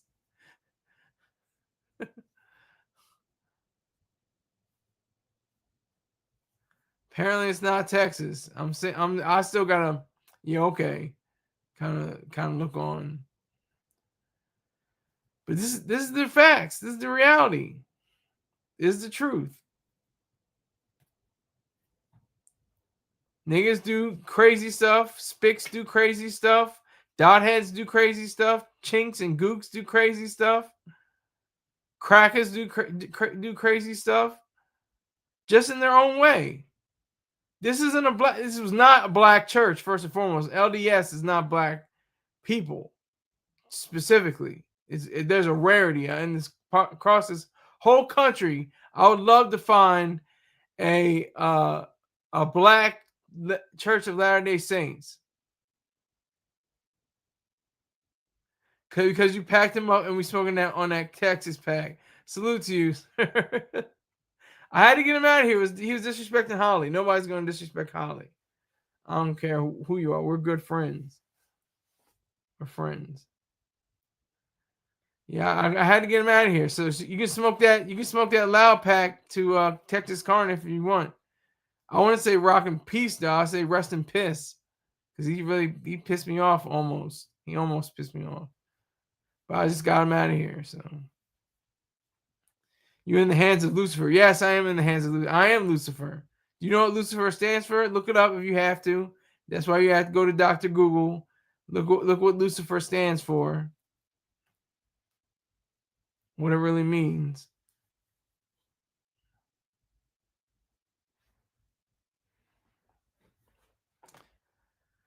All right, I'm going to go back to the press conference. Hold on.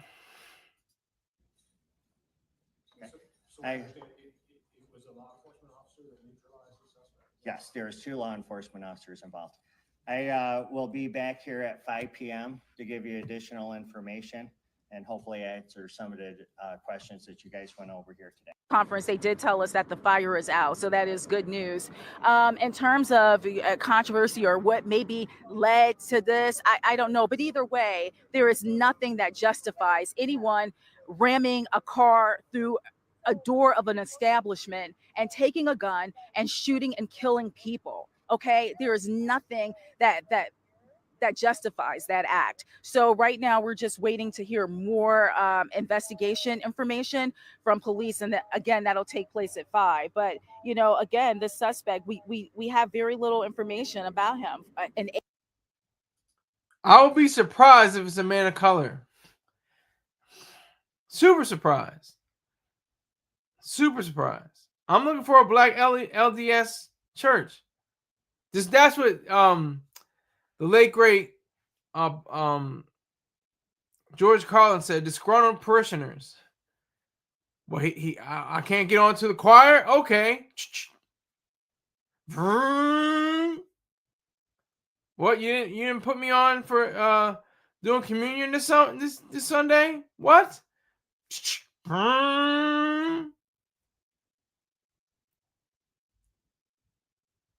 I doubt this is an atheist. I doubt this is somebody who is a non-believer or was a non-believer. I highly doubt that.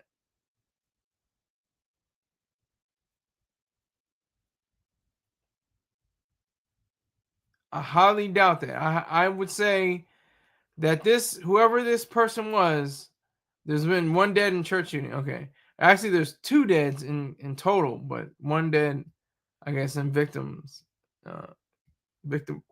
Victim-wise. Very serious stuff.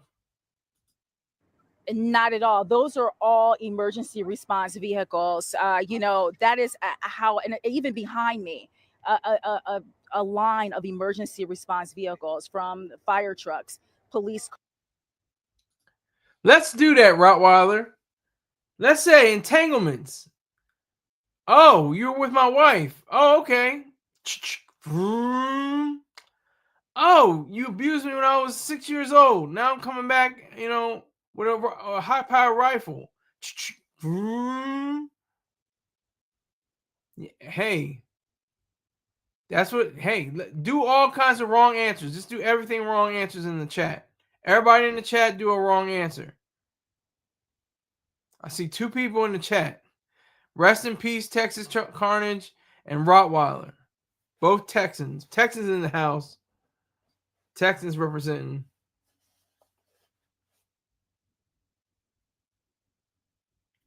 Could be an entanglement. Could be a boy. Oh, you were going to find out about our relationship. The pastor and a young boy. A young altar boy. If they have altar boys. I know Catholics do. I'm not sure if LDS do. You know, oh, you're going to tell somebody. One of the deacons. Do they have deacons? I don't know. One of the leaders of the church. And we just go on. We go on. We're going to wait. We're going to continue. We're going to get busy with our women. We're going to get money. We're going to do everything we can to have the best life possible until something horrible like this happens. And they have to write articles, and everybody's on videos and has their own psychological, you know, everybody becomes a psychoanalyst all of a sudden. I'm not claiming to be. I'm just saying random silly stuff because I'm not sure. I'm not sure about it.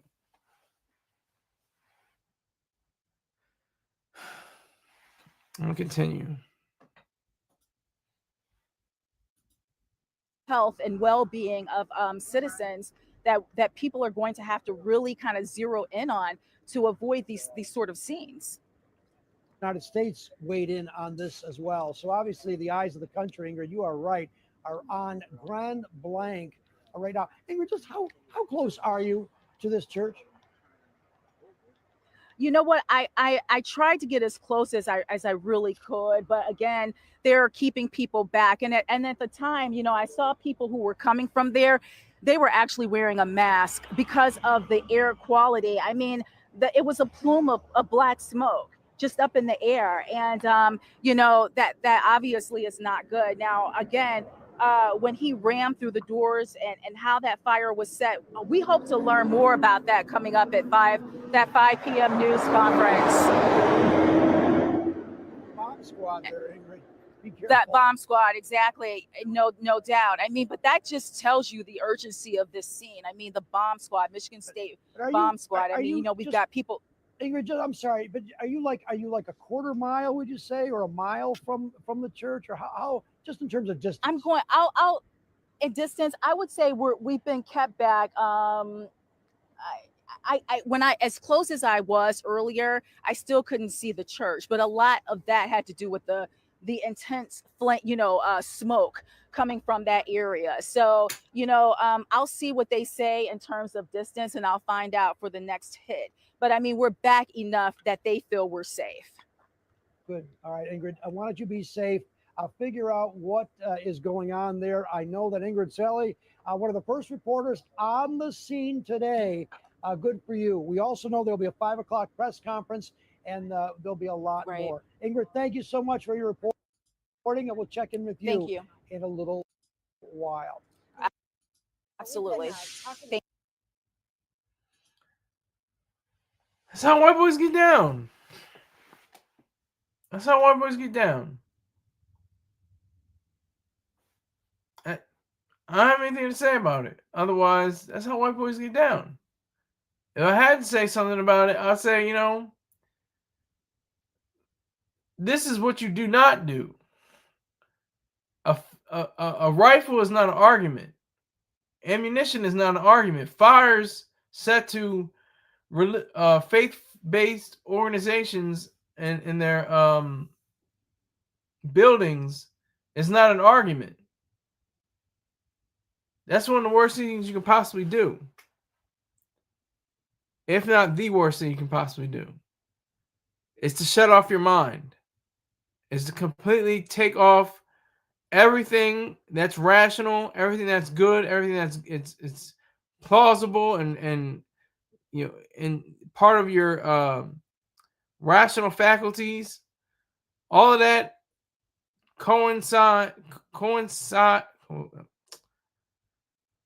goes with, I'm messing up words. See, I'm stupid.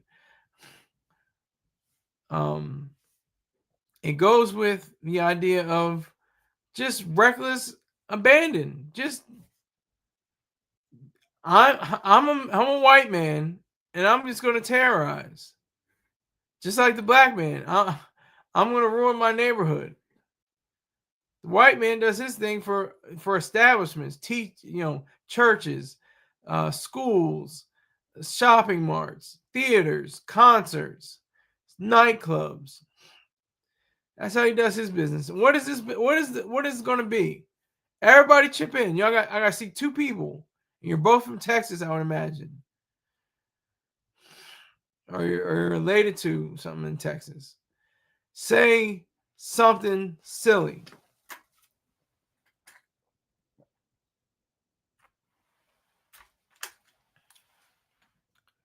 I'm gonna take a break. I'll be right back. Thank you. For a while, Charlie, we know this happened at 10:25 this morning, but this is just the beginning of the a quarter mile. Thank you, sir.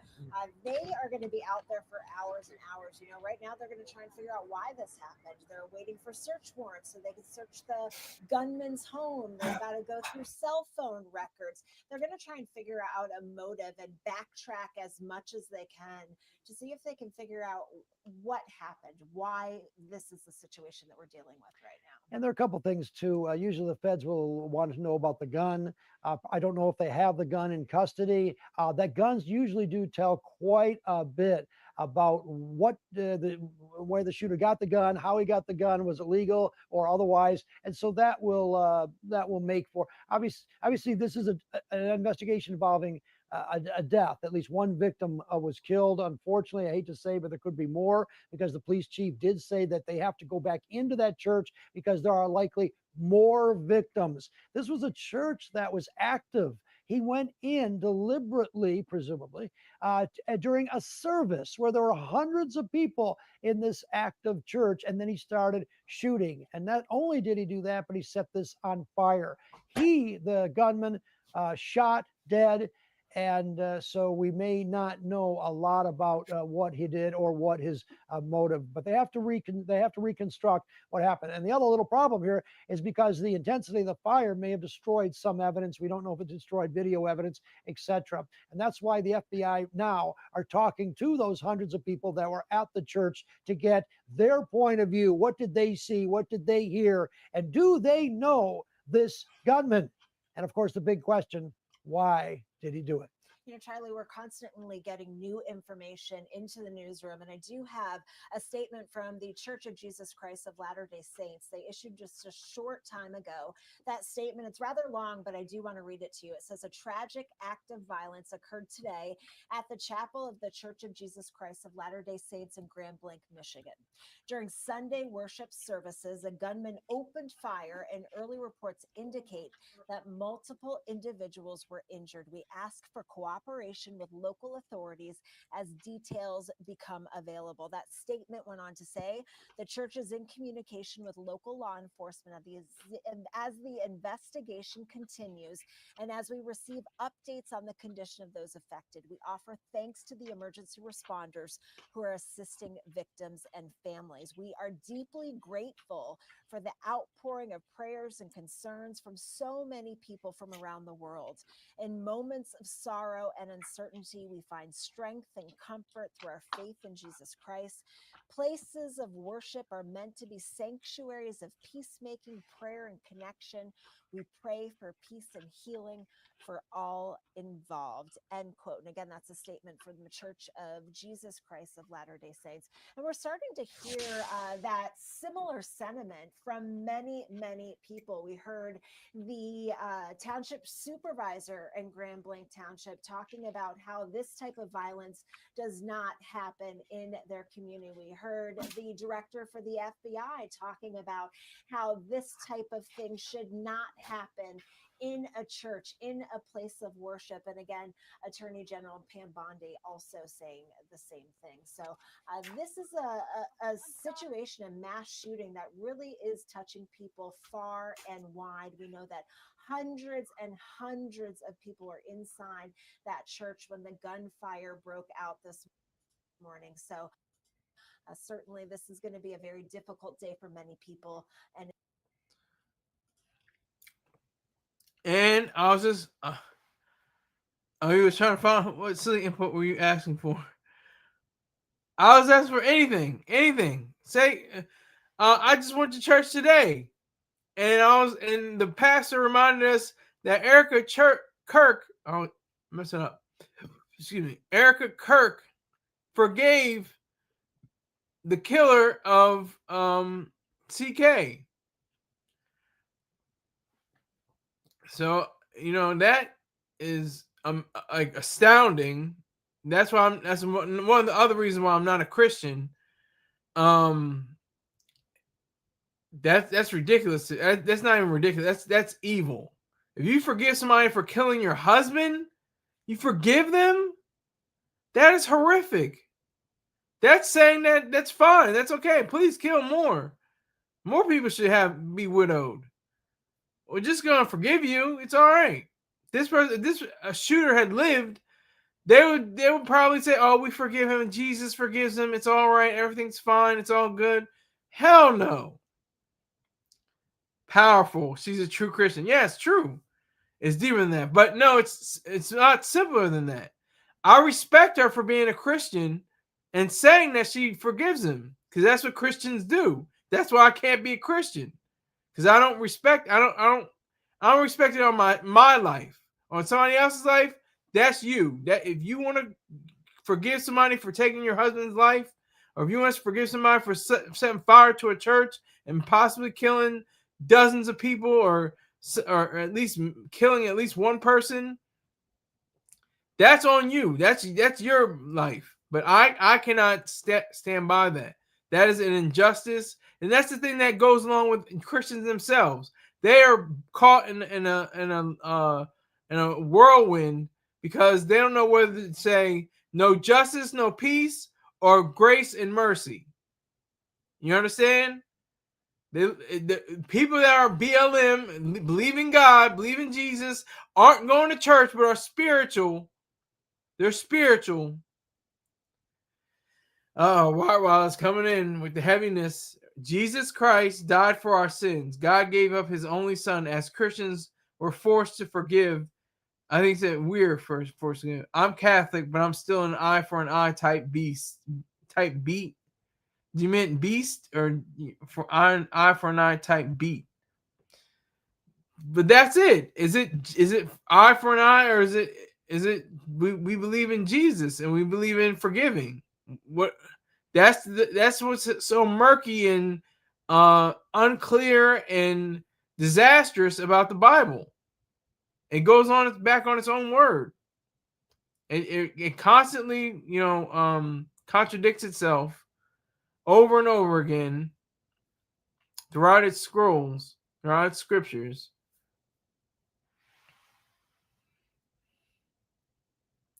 God forgives, I don't. Rick Ross, exactly. That's a good point. God forgives, I don't. That's a statement. That's very loaded. I believe in God, but I don't believe in what he does as a supernatural being. I'm a human being. I am of my own accord, and I do my own thing.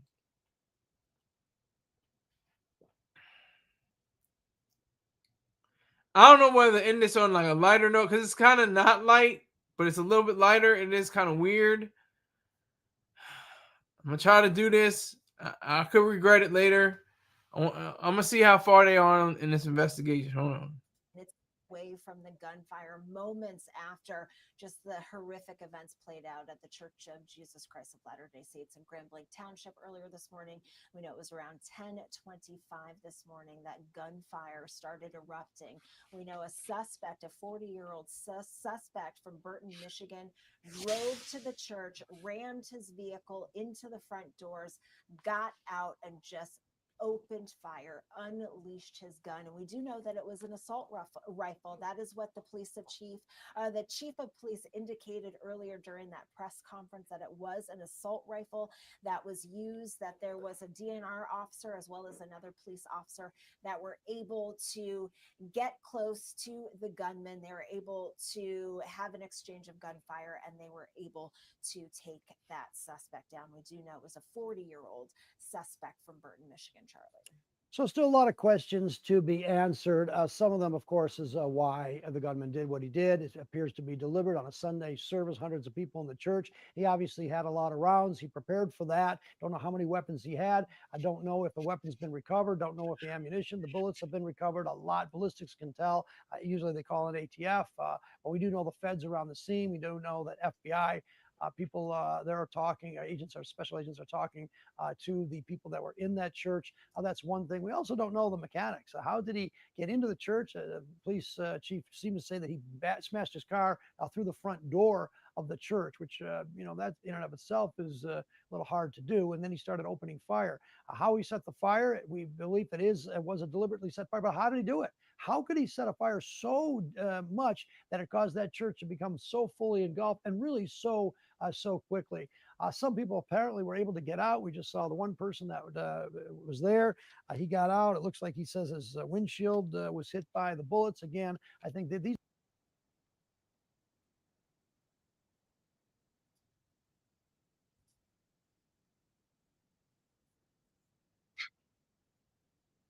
they are focusing now on Grand Blanc, Michigan, and at this church. of the Jesus Christ of Latter-day Saints. Yeah, it really is all hands on deck right now. Everybody descending on Grand Lake Township, just trying to help piece this all together and try and figure out why what happened this morning took place in the first place. And this is going to take a while. There were hundreds and hundreds of people who were inside the church at the time of the shooting. As Charlie mentioned earlier, many of these people were brought to a secure location so investigators could begin interviewing them. And they need to talk to each and every one of these people to try and get a sense as to how this happened. And that is going to help them piece together a motive and why this all took place. It all took place because he was a disgruntled worshiper, like George Carlin said. He's disgruntled. He said he's not worried about guns in schools. He's worried about churches. He's worried about people running up in churches. Some nut, going off and letting off rounds. I'm paraphrasing, but that's what it is. And look at Sister Girl with the robin egg blue dress and the hair all frazzled. She's doing her thing though. She's getting her reporting done. She's I'm not mad at her.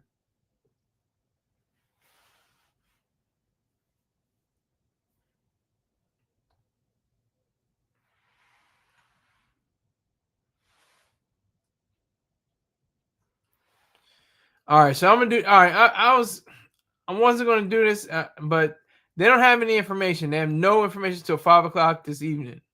So I'm gonna go ahead and do this.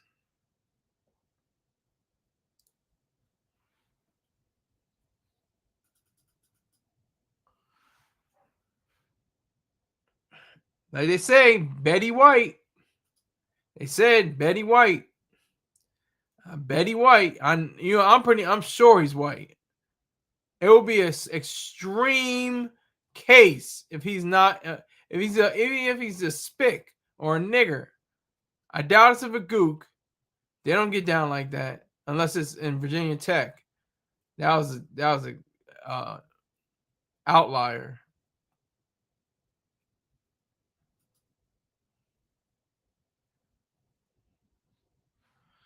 All right.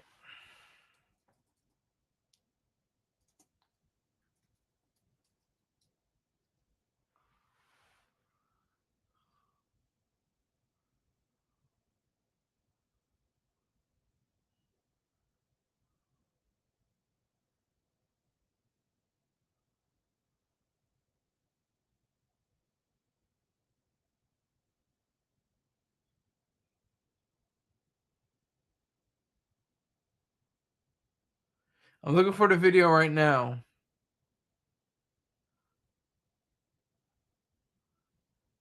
This is Ghana.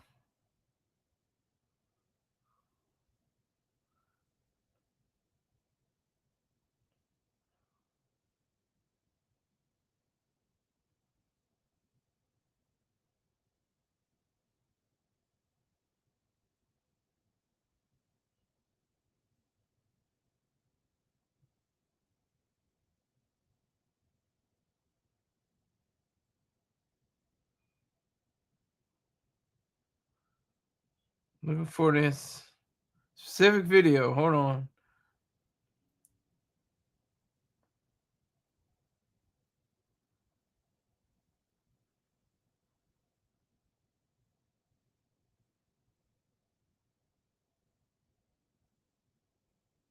Everybody's got private or news. Okay, here we go. Now, his carvings started in Ghana, and you probably have seen this one, but they took him all around the world. I'm talking about 72-year-old Pa Joe, who started making coffins in 1962, but his coffins are anything but ordinary. Pa Joe has been making fantasy coffins for the last 50 years, a unique craft considered by Ghanaians to be the best way to reflect the life of the deceased. It's a business that thrives on death, but this coffin maker from Ghana makes something quite remarkable out of it. Pa Joe is regarded as one of Ghana's most famous and prolific coffin makers. even though he's always considered himself an artist who sculpted with wood. The idea is that life transcends death, and so the dead have to be buried in something that represents the job they did while alive. And so coffins could be made into sailing ships for sailors, airplanes for pilots, tanks for soldiers, or fish for fishermen. So these kinds of things, if you go for a funeral and you see it displayed, you might think it is a joke, but it isn't a joke. It isn't a joke at all, because it represents your profession and you must live with the same. Hence the reason it will be used to bury you in. So when you go to the funeral, you might think it is a joke, but the deceased is inside this coffin. His large body of works also include Coca-Cola bottles, chickens, cars, and even a lion. Some may call them fantasy coffins, but Pajot says caskets also have very practical elements to their design. Over the years, his caskets have been bought by US presidents, exhibited in art galleries around the world, and photographed regularly, making Pajot the king of unusual coffins.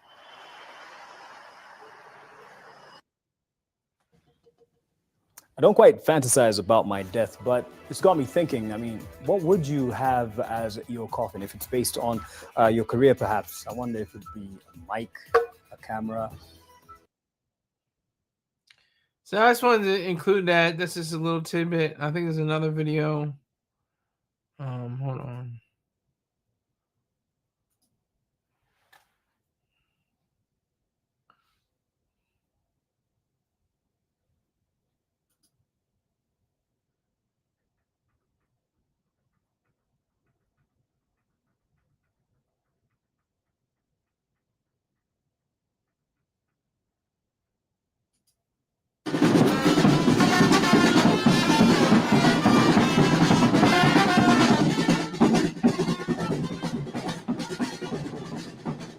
I started way back 2007 while I was in SHS. I was doing that to, earn something and then pay my school fees. So I don't have I'm not a fan of any team, but if I had a team to root for, it's the Dallas Cowboys. That's the home. That's the family team. Besides my stepmother, she has the New York Giants. NFL team prediction for what? For today or for the week or for the month? For the what? For the Super Bowl? Who do you have? What do you mean, Rottweiler? Make sure you're watching these videos. These videos are very interesting. I'm gonna resume it. I'll talk back to you. Hold on. at the same time I was doing the waiting service and doing pallbearing, I saw the first people who started it, and then they called me to join them and then work together.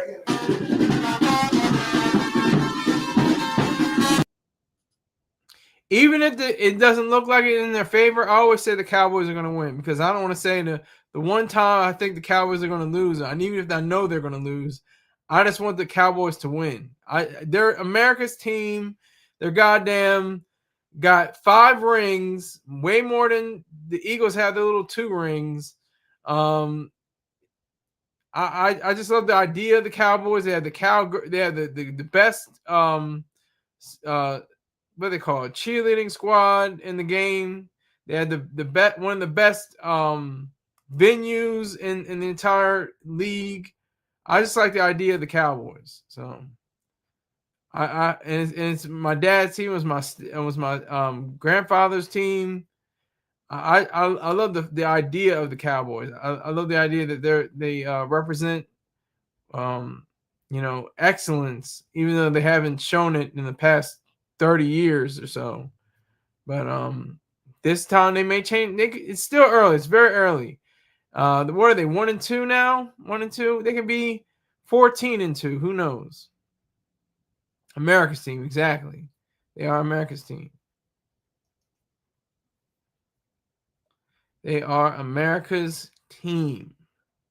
Just in case you forgot.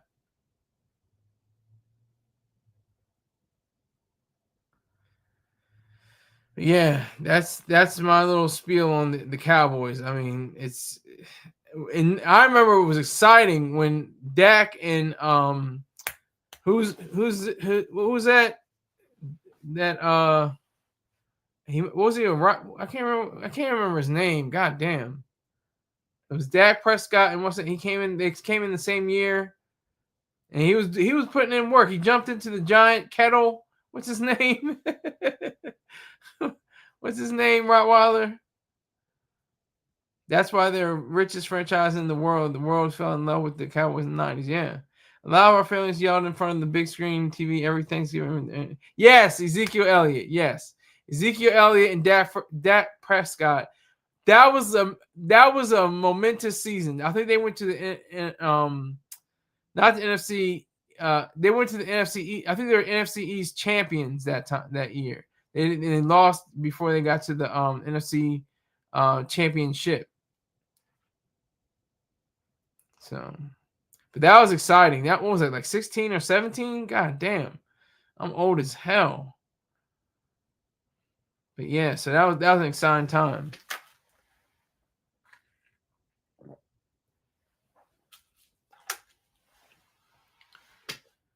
Yeah, this is something. I'm surprised. I'm very surprised. My sister hasn't sent me a notification.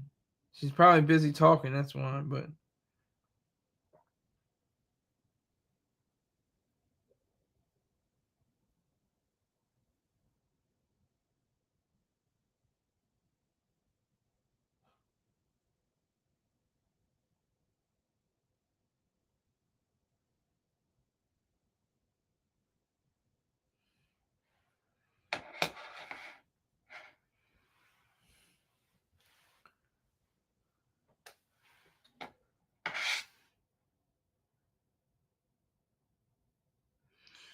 so yeah, Ezekiel Elliott and Dak Prescott. Dak Prescott was rookie of the year, if I'm not incorrect. If I'm not incorrect, yeah. If I'm not mistaken.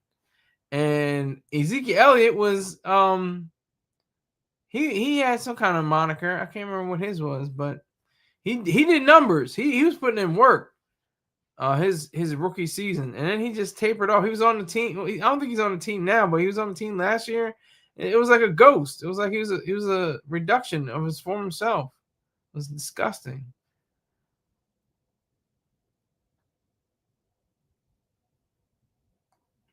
But I'm gonna go out on this video because it's uplifting and sad and sweet and nasty and kind of harsh at the same time. I'm gonna play it.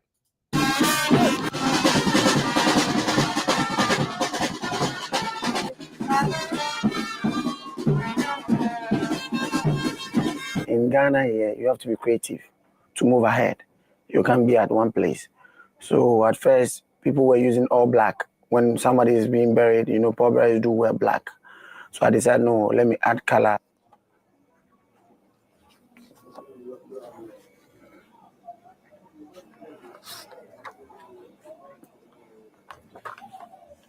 So I decided to add varieties, buy my own suits, buy the shoes, buy everything, and then we started from there. And then I got people to join me, people to train and stuff. Right now I've got into, and I'm working for my own. I'm on my own now.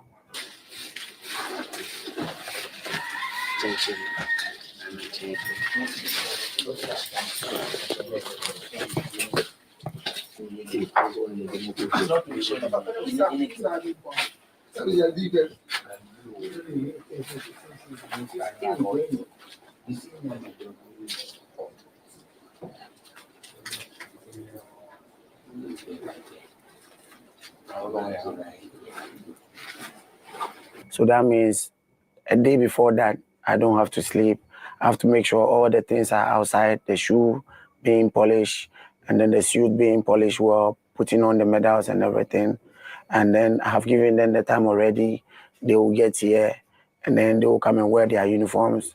And then I will dispatch them with their leaders where they are going.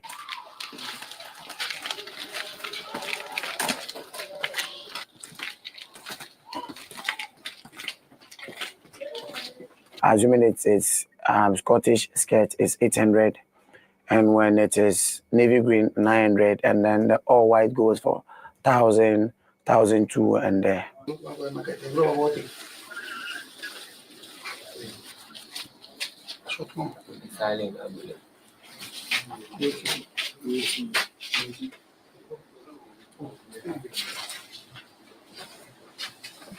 I make sure I take time over my suits, how we dress, to differentiate us from different pallbearers, because we have competitors and they don't meet up to our standard.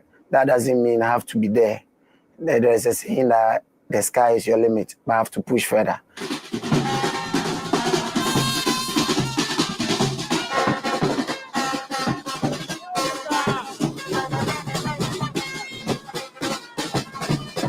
We always improve on our choreography, on our dancing. We bring in more styles to suit people, for people to know that, yeah, you, these pallbearers, you are unique in your display.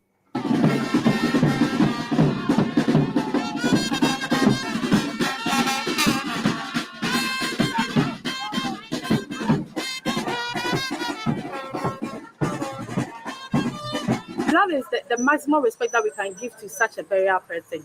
In fact, it's quite impressive, and we have to encourage it, because you have to pay your last respect. But the person has been on this earth for quite a long time, and you have to give him a befitting burial.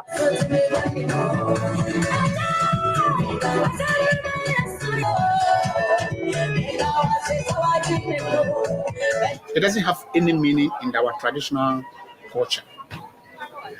It doesn't have any meaning. Religiously, they don't do this. Traditionally, we don't do this. So we don't know where we can fit it in. But it has come to stay. More or less, it has come to stay.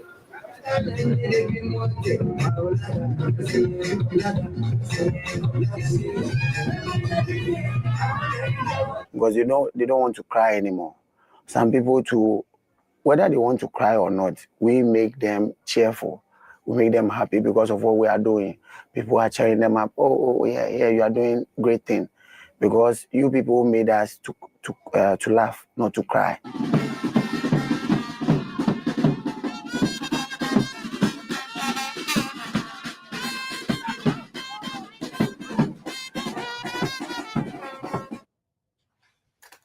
You know what reminds me? It reminds me of, I think they were before New Orleans, but New Orleans had that same kind of ideal, even though I think they were before it. Ghana, I think, been doing it for centuries, probably.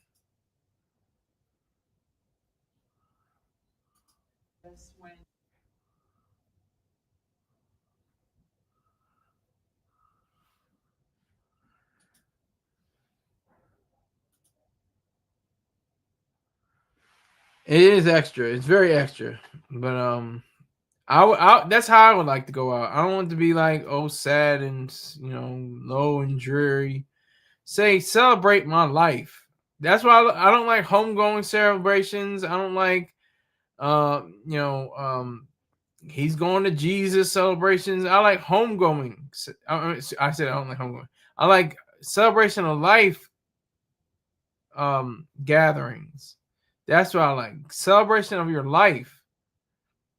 I like, you saw in the previous video, it's all those carvings and different things like that. They represent you and what you do with your life. That's amazing. Return us to the flames from which we came. Yeah, I'm going to hell. There's no question about that. I'm definitely going to hell. Get my space nice and ready, cozy, you know. Get nice and warm.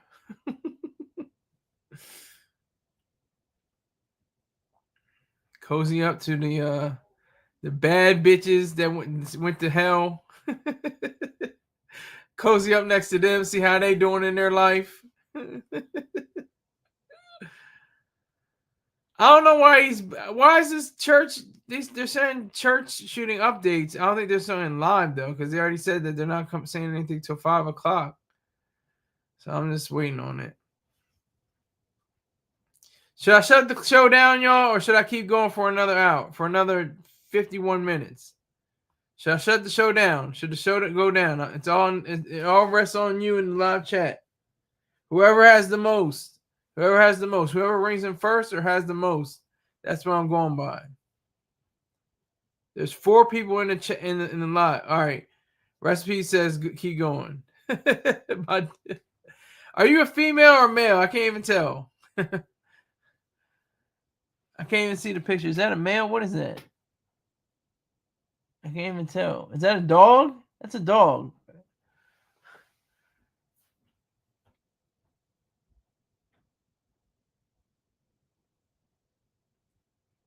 Oh, here we go. And no.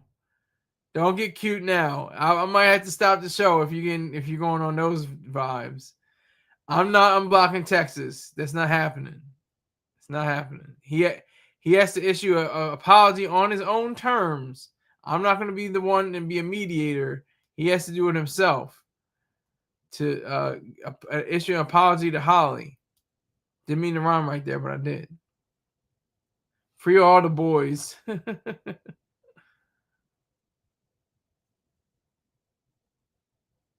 Free the guys. We the guys. What? Yeah, but this is white work. This is white man's work. He put in the work for this. He said, God damn it, I'm burning this down to the ground. I don't care. I'm burning it down to the ground. Burn it down to the ground. Let me send a topic. Just send the topic. Don't say let me send. Just send it. Send the topic. Whether I accept it or not is the question.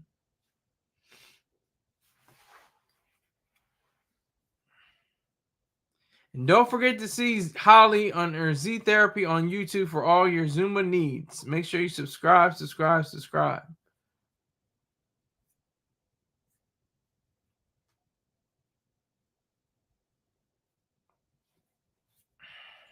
I wanted to show that those Ghanan, how they treat death. They treat it with colorful, displays, dancing routines. Very similar to the second line and New Orleans funerals. They start off very slow and dreary and low. Then the music kicks up like that. Like that. Is Cardi B the queen of rap? Yes, she is. I don't care what nobody says. She has. I can't. They weren't memorable, obviously, but they were. When I listened to them, I was like, "Oh, that was a hot bar. That was a hot bar." I don't know what it was, but it was a hot bar. She said it. I can't remember what it was though, for the life of me. Cap. Okay, Rottweiler saying Cap. Cap against me. At least say it's against me. But Cardi B is the queen of rap right now. She is. She's been the queen of rap for the past 7 years, really, if you ask me. The queen of rap, that was good. Queen of rap is Lil Nas X. He's going away. He's going away for a while. I think he committed a felony. I think he is being charged with as a felon. He's going away.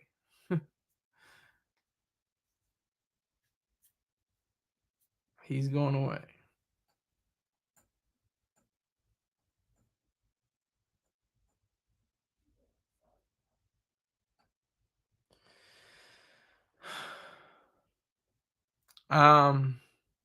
Attacked a cop in the news. Yeah, that was crazy. That was wild. Major felony. Yeah. It's a major felony. But to be serious, Cardi B is the queen of rap. Not hip hop, but rap. Hip hop music, to be specific, man, and then rap, of course. Once the viewership goes down to 0, I don't care what happens, I'm out of here. It's at one person right now, one person viewing that I can see. Maybe different on your end, but my side, pause, is one viewer. Once it go down to 0, I'm out of here.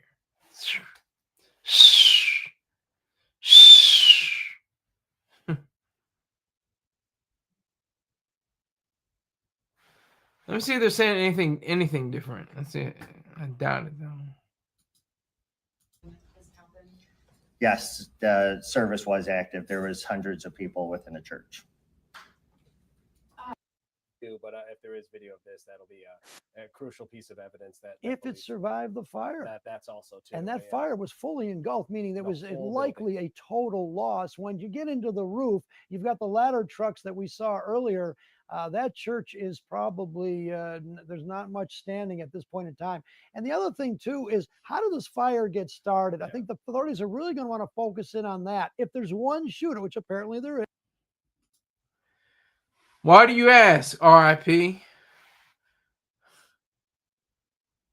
Peace be with you, Rottweiler. Are you getting out of here? Salute to you, Rottweiler. Salute to you. Will you be getting married in the near future? Why do you ask? Make sure you donate. Make sure you subscribe if you haven't subscribed already. Here's my Venmo.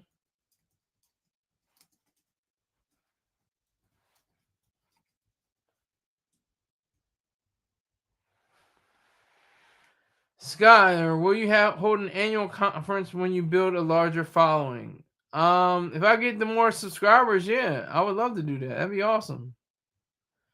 I would need like at least 100,000 people. And we need 100,000 subscribers at least, but you know. And once I get to 1 million subscribers, and then that'll be serious. That'll be very serious.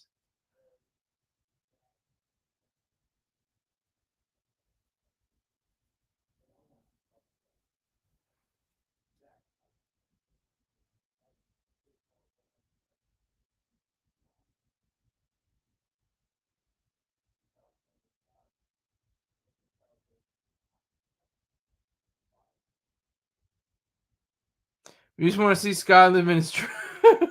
Well, I'm living in my truth, sir. I can't lie. I've never lied on this microphone or this video screen.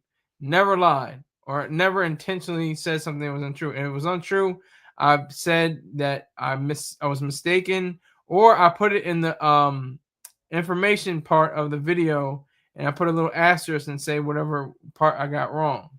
That's a fact. That's how I keep to myself. That's how I sleep at night. That's how I can look myself in the mirror. Possibly a pro-veterans recovery seminar. That'd be interesting. Doc Focus is a vet. He outranks me. If we're in uniform, he can tell me what the hell to do. That's facts. I came out as an E3. He came out as an E6.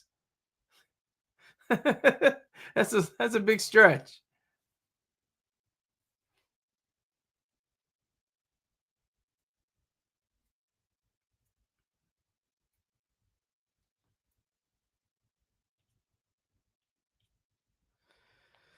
I'm gonna see more about this video. Is again, no danger to the community.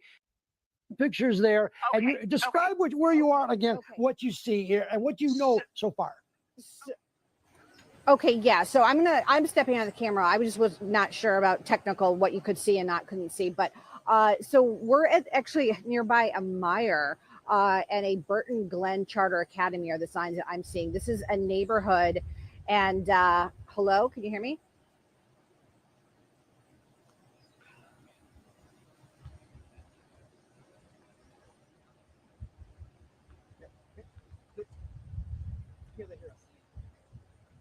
Okay. Okay. I can't hear you guys right now, but you can hear me. So I'm not sure what happened with the call dropped, but basically what I'm telling you is that this is a neighborhood area. Obviously, this is you can see there's obviously a lot of crime scene tape. If I can show, my photographer can show. Michigan State Police, like I said, State Police bomb squad just arrived, and more police are showing up as we speak, and a lot of bystanders also, and a lot of media showing up here. But we know that this is a large police presence. They have not told us anything yet, but we know that the suspected shooter is from Burton.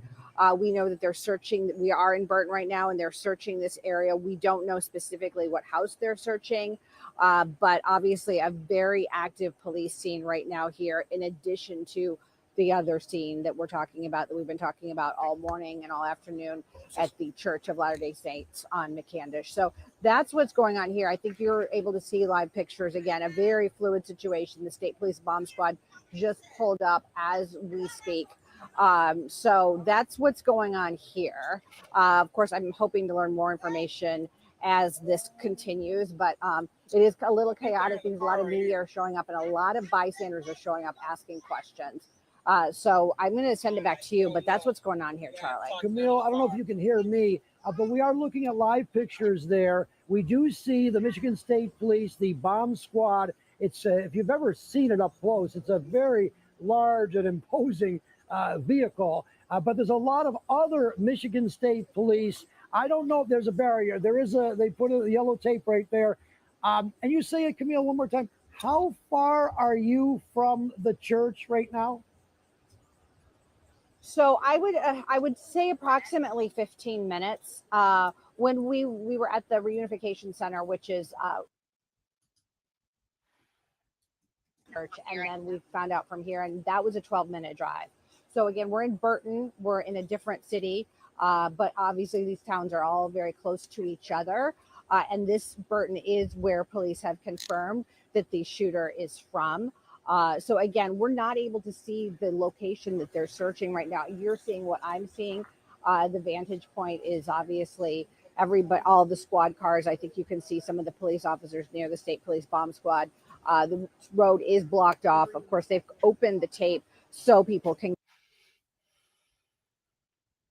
get through as far as law enforcement, but obviously not media or bystanders. So again, just a very fluid situation right now, everything unfolding in real time. One other thing, Camille, can you describe this area, that 15-minute drive or so from the church to this? Is this a very rural area? A lot of people live here, there are large lots. Anything that you can tell us, and in particular about where you are right now, where the police are focusing on the suspected shooter's home? I wasn't paying a huge attention to the route because I was looking at my phone, trying to learn as much information as I could as it was unfolding. But we did drive just on some main city roads. So it's not really rural. Like I said, we're parked by a Meyer sign. I don't see the Meyer itself. I think it's down the road. And then there's a sign that says Burton Glen Charter Academy. So this is not like super rural. I mean, it's right now, I feel like we're in a residential area and there's a lot of trees. And there are a couple of vacant lots, but I see houses. And then, of course, down the street is where they are searching.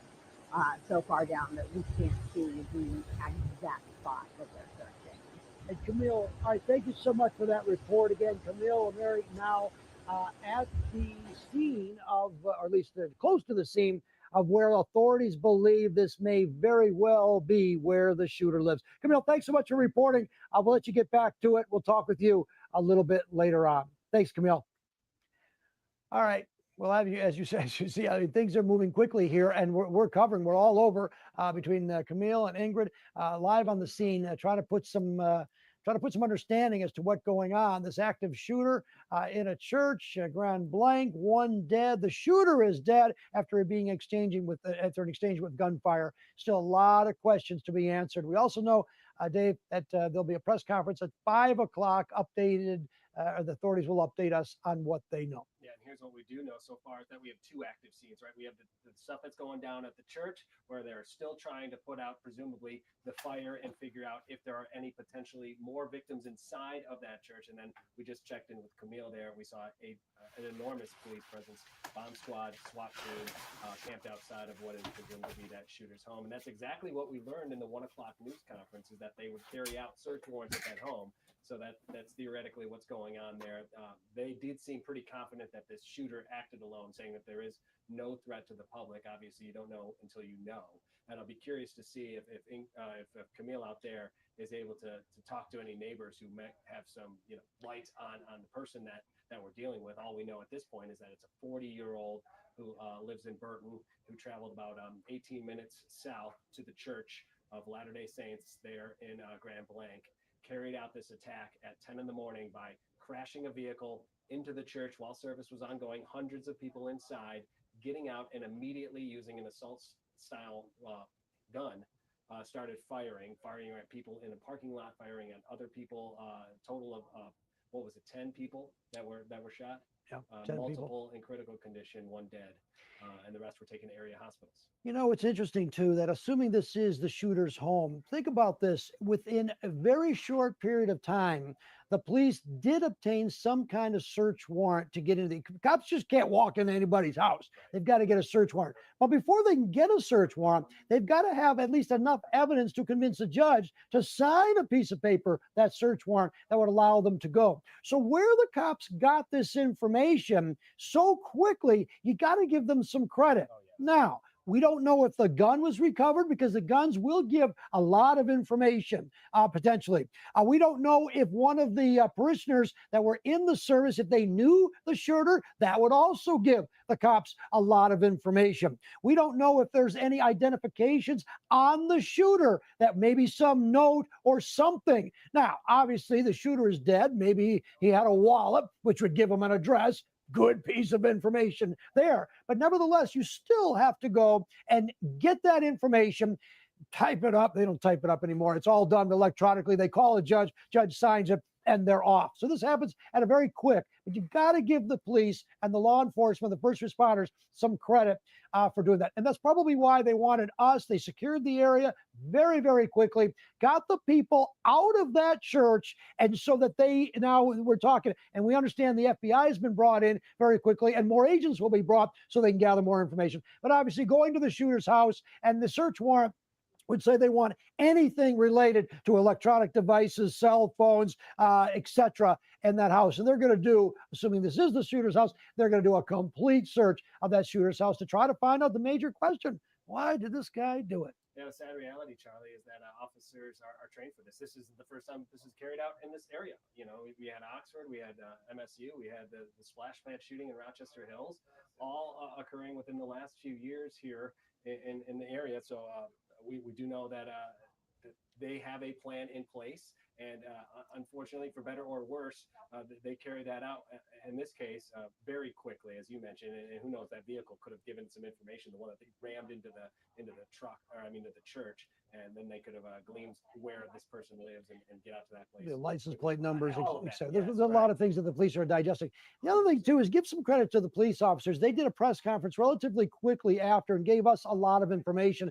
And I remember on the Michigan State shooting, I was actually on my way on that scene, but there were a lot of misinformation being spread on social media, etc., that really was not good. I don't see it at this point in time from my vantage, but the police seem to have this under control, at least pretty well, pretty quickly. And when they said there's no threat to the public, that's a big deal. Because people around there, this is a tight-knit community. We just talked to one of the residents. They know people. People were down in Detroit, nurses that knew people that went to this church, and they left the football game to come here to try to help. Why? In part because they're nurses, yes, but because this is their community. And they're going to do everything they can to help people in the community, where the entire eyes of the country, including a statement by the President of the United States, came out and talked about this. So everyone's watching this right now. Give the law authorities their due it. There's the suspect. There's a statement from the President. Yeah, I'll read the full thing. I have it here. I've been briefed by the horrendous shooting that took place in the Church of Latter-day Saints in Grand Blanc, Michigan. The FBI was immediately on scene and will be leading the federal investigation and providing full support to state and local officials. The suspect is dead. There's still a lot to learn. It appears to be yet another targeted attack on Christians in the United States of America. The Trump administration will keep the public posted, as we always do. In the meantime, pray for the victims and their families. This epidemic of violence in our country must end immediately. End quote. That was just moments after we had learned, what had taken place. So that the response has been immediate. It's been swift. He's not the only one responding. I know the governor of our state, Governor Whitmer, issued another statement saying, "My heart is breaking for the Grand Blanc community. Violence anywhere, especially in a place of worship, is unacceptable. I'm grateful for the first responders who took action quickly. We will continue to monitor this situation and hold the Church of Jesus Christ of Latter-day Saints in Grand Blanc close, end quote. Yeah, and obviously this all taking place as hundreds of people set out to worship this morning. A beautiful Sunday morning, doing what they typically do. I got another statement to read to you, this one from the Oakland County prosecutor. Americans have a right to feel safe at church. My heart goes out to the victims of the tragic shooting at Grand Blank's LDS Church. But sympathy is not enough. Gun violence is a public health crisis. We have an obligation to find solutions to this deadly problem so that everyone can be safe at church, school, and other public places. And again, that speaks to what we've seen in recent years, just North Carolina alone, let alone the rest of the country. Still so much happening. Obviously we have a situation playing out at the church where Ingrid Kelly is ongoing efforts to find out more information about the shooter, presumably. Don't pray. Very, very, very close area. People know everyone in both these cities. I'm assuming that I've been out there at some point in time, but it's been a little while. But from what I remember, very nice, but very close knit community. We're taking live pictures right now. Just trying to set up. This is still back to as Dave Spencer mentioned. There's two scenes now besides the church. This is obviously the church where the fire personnel are there. You can still see a little smoke in the area. Right. Actually, maybe a little more smoke than we just saw before. And these big fires that we've been to many times, yes, they can get the major part of the fire out, but there's still smoke. There's still hot spots, as they call it, where the fire can start again. So the fire personnel will not leave the scene for quite a while. Although the major part of that fire, where flames were shooting out of the roof, that could be seen, the black smoke for miles on I-75. Just a horrendous. They call it fully engulfed, and it usually means that it's going to be a total loss. Now, what kind of evidence may have been lost for that, we don't know. Hopefully, there are no victims in there, although the chief in the press conference we heard an hour or so ago said that he does expect that there may be more victims, and that's another issue, and certainly a tragedy that they're going to have to get into. Likely, we'll get more information on the number of victims at a 5 o'clock press conference. Yeah, we do know that there's also a reunification center that's taking place for anybody who was separated from a loved one. They're asked to go there, and we were there for a minute, but out of respect for those who are grieving and maybe getting some terrible news at the moment, we're asked to not get too up close and personal. You can understand that reasoning there, which is why we decided to instead pursue what was happening over in Brooklyn as they execute the search warrant, possibly from neighbors. Other people that might be in the area that could shed some light on what was happening with him. We know we have Ingrid Kelly standing by now to see if there's any updates from the scene of the church. Ingrid. Out here just talking to people, and I actually met up with Tara Howard, a resident who I found just patiently waiting in her car. Unfortunately, can't get home right now. Miss Howard, talk to us about your feelings and what you know about the church. I don't know much about the church. I just know that it's in my area. It's a place that I walk around occasionally for exercise. As far as me not being able to get home, I mean, this is just something you don't expect to see in person. You know, you hear and read about things in the news, but to have it in your front yard, in your backyard, like right across the street from where you live, and not be able to get home because of the destruction that's going on, it's just. Talk to me. You were in your church at the time. Talk to me about how you were notified. We have a number of police officers and things at our church, and they received a notice that there was an active shooting in the area, and we immediately went on protective mode, lockdown situation. And I was coming home, you know, thinking that's it, you know, something I'll see or read on the news. And as I'm coming home, I could see like the black cloud just hovering over my neighborhood. I'm like, oh my gosh, it's right in my neighborhood. And then I get to the street and can't get home.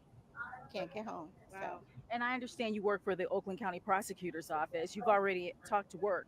I have, yep. And talked to my boss to let her know. I don't know if I'll be in because I can't get home to change clothes. I can't get my work equipment or anything. So she just said to let her know if I need anything, they'll support me 100%. But this is just different. You don't expect it. Exactly. And again, so close to home in your neighborhood and everything like that. What do you know about this church? Not much. I haven't been here that many years, so I'm not too familiar. But there's community events there, peaceful environment. You've never seen anything destructive there. Never anything destructive. Never heard anything destructive. Neighborhood is so super quiet. You don't hear anything. Maybe a dog barking every now and then, but you don't hear anything. So. Yeah.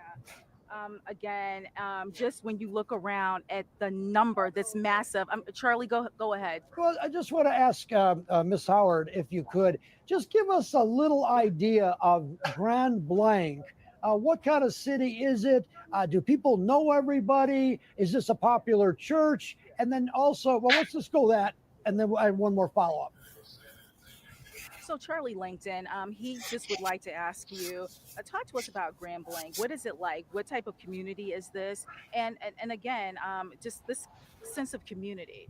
Oh, there's a serious sense of community here. The Grand Blanc High School has a lot of events going on. A lot of times, just at the corner, you'll see a number of vendors and different activities going on in the neighborhood. I do see activity at the church as far as people dropping their kids off. I believe there's a daycare there or something of the sort in the mornings. But other than that, quiet community. You don't hear anything. Nice place to just get home and relax and just live life. And what's your second question, Charlie? Yeah, does she know anything about Burton, where the gunman, the shooter, apparently lives? Yeah. What about Burton? So in the press conference, the chief said that the shooter, the alleged shooter, is a 40-year-old person from Burton. What can you tell us about that area? I'm not too familiar with Burton. I do believe I have some friends that still live out that way, but I've never heard anything bad about any of the surrounding areas, to be exact, and especially something to this magnitude. You just don't expect it to be in your face. Yeah. Yeah, exactly. It definitely does give you pause when you see something like this. Let's try one more question, Ingrid. Does she seem worried? I mean, is she going to do anything differently because of the shooting? So, and then one last question. We were wondering, do you plan to beef up security at your home based on this incident?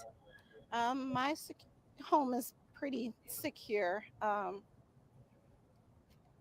What can you do? You do as much as you can. You secure as much as you can. Security alarm system, dogs, cameras, whatever. What can you do? What can the church do? Aside of locking the door behind each and every.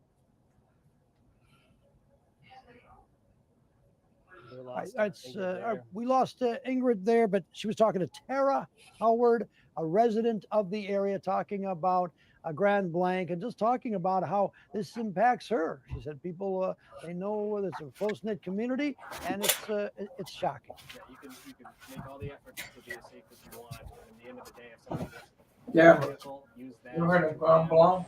a building, get out Blanc, with an Blanc, assault rifle, or Grand start Blanc. shooting. There's little you can do other than take cover, protect as many as you can, and hope that help is on the way as soon as possible.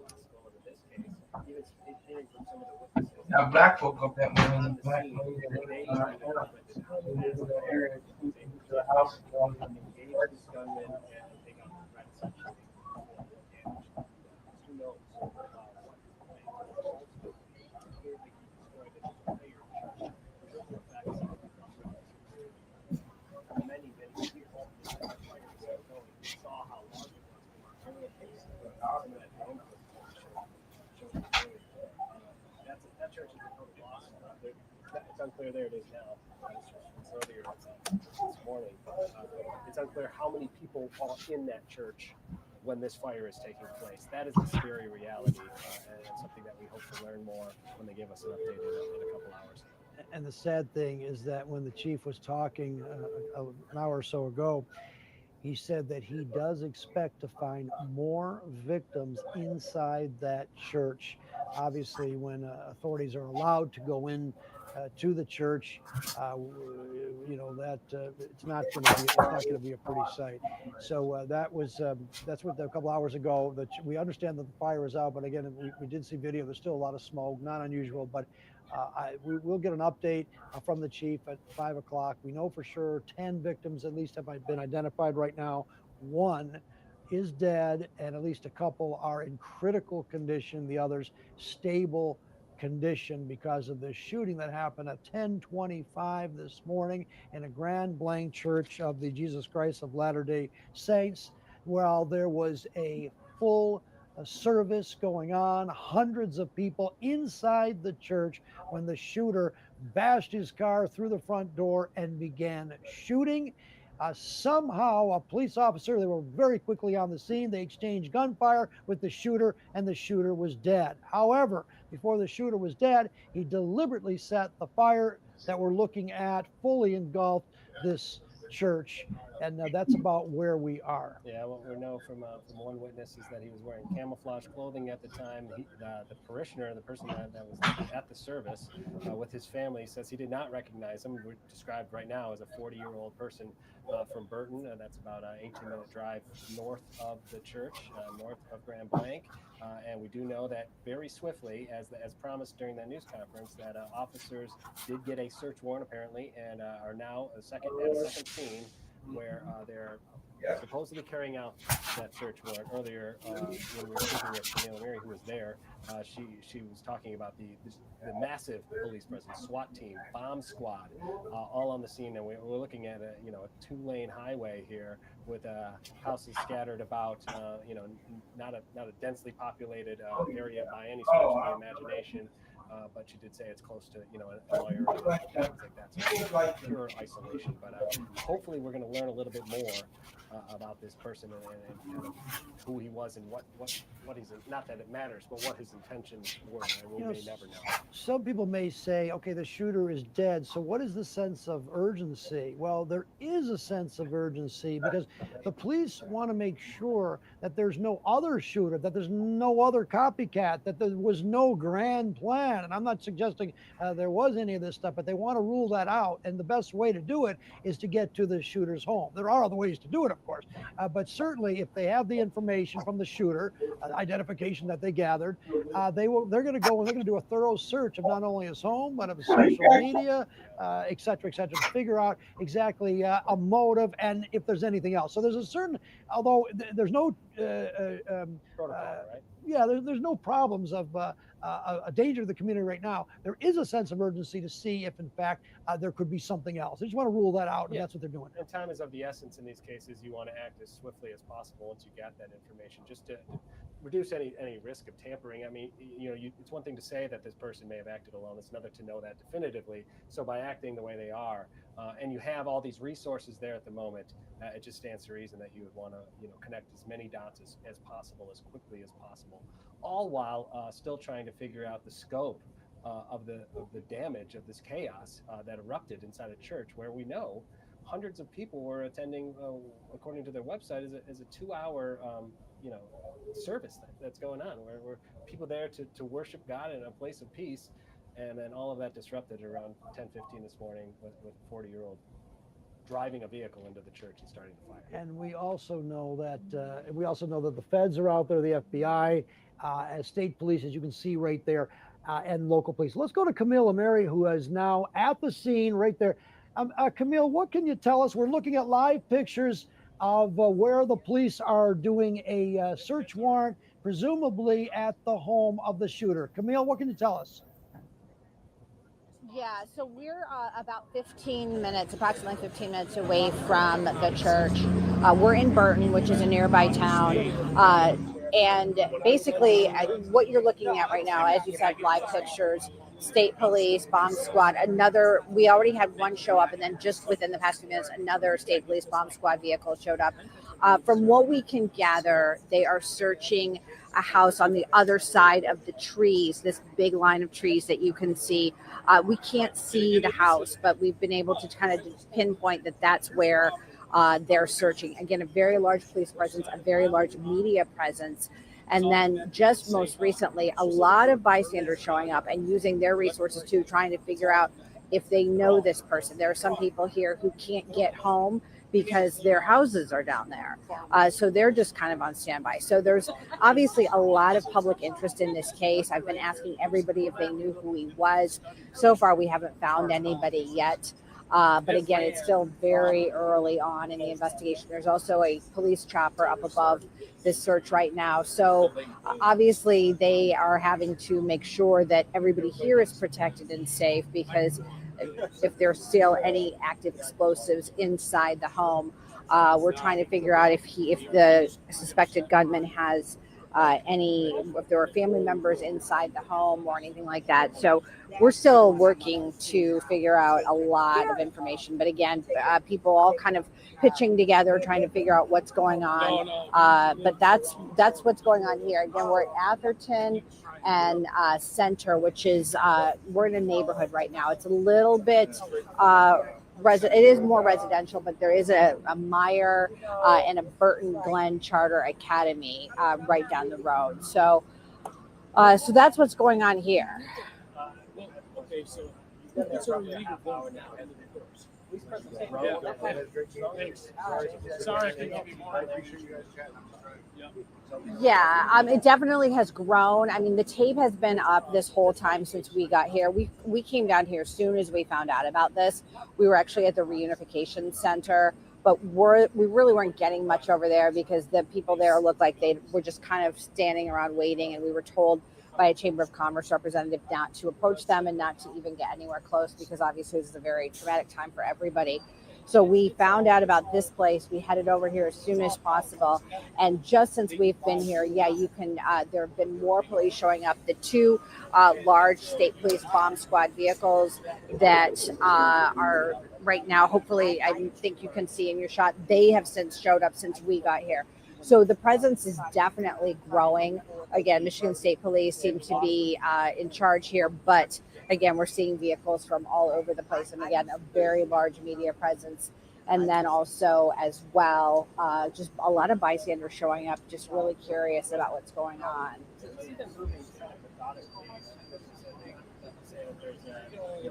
Guns drawn or any urgency from that perspective. They seem to have a systematic approach in which they're carrying out these right?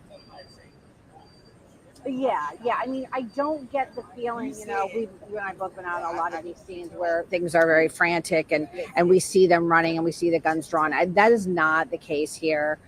We are seeing them just kind of walk around, going to vehicle, kind of look like they're getting set up. I don't know if they're waiting to actually approach the home, just to determine maybe if there aren't any explosives inside the home that could be detonated. Of course, that's speculation, but it's always something that you have to keep in mind, especially with this type of situation. So, right now we're just kind of, they look like they're kind of just setting things up right now, maybe even to send a drone in. So right now I think it's just kind of a wait and see. And unfortunately, we just don't have clear eyes on the property because of this huge tree line. If all of these trees were here, we would be able to see the house, but because of the way it's set up, we're not able to see that. It could be a safety issue for the officers involved. I think you said it, Camille. This was likely an explosive situation. There may be more in the house. Again, that's just speculation at this point in time. But with the fact that they are there, the shooter is he is dead. So they've got the house. They can secure the house. They can do what they have to do. There's a drone. Looks like a drone that the state police are going to send up around the house just to scope it out, just to see what they have to. And again, it's for precaution as well. So that's what we're looking at right now. State police are there. Look like they're conducting a massive investigation at the home of a suspected shooter. Camille, what else can you tell us while you're at your Well, of course, everybody here is I mean, this is a smaller community, so everybody here is kind of working to try to figure out if anybody knew this guy, if anybody knows if he's got family members, if any of the family members were home at the time when police raided. So a lot of armchair detectives, so to speak, here. trying to figure things out. And of course, we're asking everybody who shows up, did you know him? Do you know him? We know he's 40-year-old man from Burton. From what I've been able to gather from out here, people here say they did not think that he belonged to the church, but again, that's not confirmed. So I hesitate to put that out there, but everyone's just trying to figure out who he is, what his motivation was, and that's just the $1 million question, because obviously a story of this magnitude really, it really has to make you wonder what's going through somebody's head. And we may get some more information at a press conference that is scheduled for 5 o'clock as well, just a couple of hours from now. All right, Camille, thanks so much. Appreciate your reporting out there. On the scene now, where the police are at the suspected shooter's home, conducting an investigation. State police, they've got their bomb squad out there. They also now have a drone.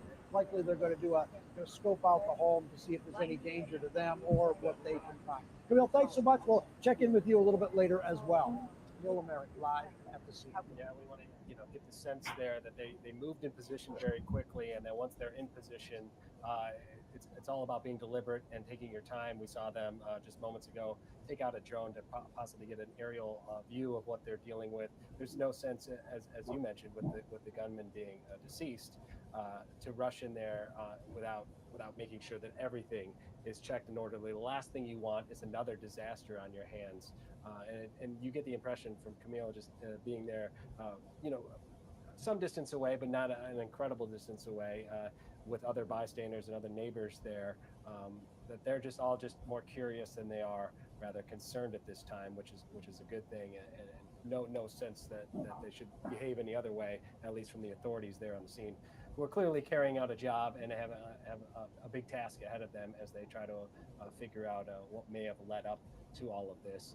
All of this taking place at one scene, and then of course the other scene, the main scene, where this violent crime was carried out around 10 o'clock today at the Church of Latter-day Saints in Grand Blanc. The view that you're looking at right now is in Burton, which Camille mentioned is just a 15-minute drive north of where the church was. There's also another issue too, even though that the gunman apparently is deceased, but there could be an issue of preservation of evidence. I don't know if there'll be any criminal case coming from this. It's possible, especially if there's an accomplice or he was working in some kind of conspiracy or something. Again, I'm speculating at this point in time, but the police do want to make sure that they can gather evidence appropriately so that it could be admissible if in fact there is some kind of a court proceeding later. It's very important that the chain of evidence. Now these cops know what they're doing. Yeah. You've got the best of the best in the state now in Burton, Michigan, and checking out what's going on here. So this is obviously, but again, for precaution, for preservation of evidence, and they want to collect the right evidence. So they want to make sure. So a lot going on in Burton, Michigan. Okay, and we have some new video that we want to show you just into the Fox 2 newsroom now of the fire that was taking place shortly after the shooting took place. We know that from a 1 p.m. press conference today that police believe that the same shooter ignited the flame somehow. That all has to be determined still. But these are just from miles back from the actual church in an area of Grand Blanc that viewers have sent into us now, showing the smoke, the plumes of smoke, the rising from the church. Other views from it show the whole church engulfed in flames. We know that at the time when all of this was set, when the shooting took place, a service was going on. There were hundreds of people inside that church. It is unknown how many still remain in that church and are presumed dead at this point after the fire has been burning 4 hours. So we still are trying to get the all clear from the fire department for them to move in, collect what evidence they can. As Charlie was mentioning, that much of that evidence, if there was any, is probably gone by now, given the scope of that fire. And this just shows you just how big of a scene it truly was. I just can't believe that. I can't believe there's anything much left in that church that's going to be valuable. No, there could be obviously be valuable to the authorities, but as far as video evidence of what happened inside, I'm not sure. I think that's what the FBI they're doing right now, talking to the people that were in the church. Everybody's got a cell phone. Everybody probably has video, and they want that video just to make sure to figure out exactly what happened. How did he carry out this plan? It seems to be a very deliberate plan. And could it be repeated, or is there another target, or et cetera, et cetera? That's what they want to know, again, for safety and obviously to prevent another tragedy like this. I mean, this was a service on a Sunday, people there. No one would have expected this, and it's just a tragedy. Yeah, and the true scope is still unknown. We do know that 10 people, 10 victims here. The shooter is dead. Killed in a shootout with police. It was around 10:30 that he drove a vehicle into the church, got out, and immediately started firing. We did hear from one witness who his hand was bandaged. Says that a bullet flew through his vehicle. The glass broke, and he got cut as he was trying to flee from the church, while also checking on the rest of his family. He said he was separated from his son at the time, and was very concerned where that person was. Thankfully, the two of them got in touch, and everybody in that family was okay. But he just described the chaos of hearing these booms over and over, not knowing, your brain is trying to comprehend what's going on. When you're at a church service, the last thing you probably expect is for this to take place. So as he's getting out, he saw a person wearing camouflage that he hadn't recognized before. And that person had a gun and was pointing the gun at him and then pointing it at others, firing until police, which he said, arrived very swiftly. He commented on how fast they got there. Clearly, calls were pouring into 911 as this all was taking place. When you think of the amount of people that are in that church at the time, and the panic that has ensued as people try to flee for their lives. And the police got there so fast that they exchanged gunfire with the shooter and shot the shooter. So you got to give some of the local authorities some credit for getting there so quickly. Charlie, I'm hearing that we have another report coming from Camille, who again has some sound to share with us. While I was at work, my son called me and said that something was on fire. And so then my coworker, she went going through her phone, and she said there was an active shooter at a church. And I was like, oh, wow. So then that she kept going through her phone, and she was like, that I guess he was shot dead, and that he was from Burton. And I was like, oh, my gosh. And then she said that he lived off of Center and Atherton. I was like, wow. So then I leave work, come home, and see all this, And so my apartment is right down there. And so it's just unbelievable. I didn't know the guy. I seen maybe once or twice seeing a gentleman bringing the trash to the front. Other than that, nothing. I don't know anything about him, but from conversations I've had with a few people here, they said he was a veteran. He would help out young kids with, like baseball leagues and football and things like that. And he is just like, it's just unbelievable. You never know what a person is going through. You never know what is going on in a person's mind. Yeah, what's your reaction? What do you think? What goes through your mind when you pull up and see this right outside your apartment?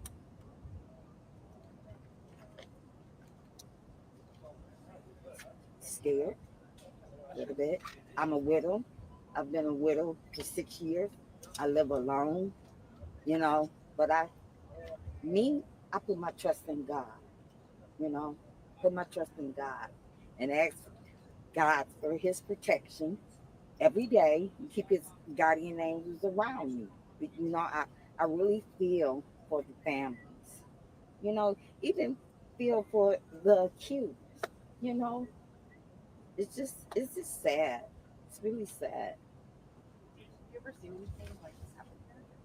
No, never in my life. Never in my life. Like I said, it's just unbelievable. It's just sad, sad situation. Really sad situation. You know how some families just lives are destroyed 2.2 seconds. So Thank you so much for talking to us. you're welcome. Thank you. Thank you. All right, so that was Camille and Mary Campbell there. They were interviewing somebody who presumably lives next to where those search warrants are being carried out, which is the shooter's home, who is now dead. Just kind of giving a little perspective on what she knows, saying that she didn't know him very well, that she would see him kind of taking in trash and things of that nature. You know, probably very, very neighborly type stuff without going into too much detail about what his mindset was at the time. And she frankly said, you never know. You never know. And that is the truth. We just don't know what's going on with anyone else's lives, and you can never assume anything, which is why they want to make sure that they're connecting all the dots and we're seeing that presence outside of that home. And authorities have not confirmed the name of the shooter yet or who it is. So we don't know, but these are what's talking about. We do know Camille Mary was there in the area where the police, a very heavy active police presence, as you saw. We're also getting word there's going to be a candlelight vigil tonight, 7 o'clock. Just try to pull it up right now. Do we have it right in front of you? Here it is. Holly Redeemer Football Field in Burton at 7 o'clock. And that's going to be the organizer there, Pastor Toma. There's going to be the candlelight vigil. So there. Should we go back now to Camille? Let's listen if we can to this. Thank you so much, Jason. All right. Okay. All right, Carolyn, good. I will toss this back to you, but we will continue to stay out here, continue behind the shirts. Don't want to waste. So no, you're good. Don't want to waste it. They're like $10. Continue just to kind of recap on where we stand now, as we have two unfolding scenes. One of them taking place in Grand Blanc outside of a church. The second one just a few miles north in Burton, where the suspected shooter's home, where we see a large police presence, including the bomb squad, SWAT members, and Michigan State Police, along with other law enforcement agents. We know that, frankly, upwards of 100 FBI agents are descending on the small town of Grand Blanc as we speak, to try to make sure that they have all the resources that they could possibly need. There's still, as this is all transpiring, a recovery effort to find out how many victims potentially are at play here. As we heard, and we haven't gotten any update since then. Let's see if this interview is ready. Yeah. Okay. What's your name? Jason. Jason. What's your last name? Miller. Miller. M-I-L-L-E-R. Yes. So what can you tell us about the situation? So obviously, they've connected him to what happened at the church this morning, which is a really sad thing. I spoke with somebody in the parking lot a little bit earlier. That's supposedly pretty good friends with him, which I do believe because of the emotions the guy was showing. That this guy was a stand-up guy and would do things for anybody. Did say he was an Army vet. Have no clue if that's what the truth is to that. But if he was, and something triggered him, I can see why. Because, what do we do for our vets? A lot of this is starting to happen nowadays. Something's got to be done. We got to start taking care of our people. A lot of sickness going on. It's got to be changed. Did you learn his name by chance? I did, but I'm not going to speak of that until, obviously I don't want to say somebody's name and then not actually be the name, but I'm pretty certain that, I do know the name. But That's fair. And you live nearby? I'm about a mile up the road here. So, just seeing all this has to be really troubling. Yeah, it is. It is troubling. A mile from home, it's, and obviously, it's getting closer for all of us, right, to home. It's getting a lot closer for all of us. So when it starts getting this close, you're not just looking at the TV screen saying, oh my God, I feel bad for these people. I feel bad what's going on. It's here now. And that's why I say, we got to do something. It's getting to be a problem. And what's the solution? I have no clue. Does anybody know? I don't think so, but a lot of people will be mad at me for saying this. technology is the biggest problem. These smartphones, these apps. I truly believe that is one of the biggest culprits to our society today and the sickness. I really do. Have you ever experienced or witnessed anything like this ever? Not nothing to this extent. Level. Yeah, not to this level. I've never witnessed. I've been in a gas station before where a guy come in and tried to rob it. That was nothing. He got scared and ran away. So, any other questions? Anything else you want to add? Everybody live life. You're out here to have a smile, right? Keep your chin high. Live life. That's all you can do. Keep moving on. And that's about it. Thank you. Thanks. You so much. Yep. I just heard there was a resident in the area says that he knows who the suspected shooter is. We'll follow up with that in a moment. We've got some terrible news coming into our newsroom right now. Police have just confirmed that another victim has died. That makes 2 victims died along with the shooter. 3 people dead total, but 2 victims. Another victim died.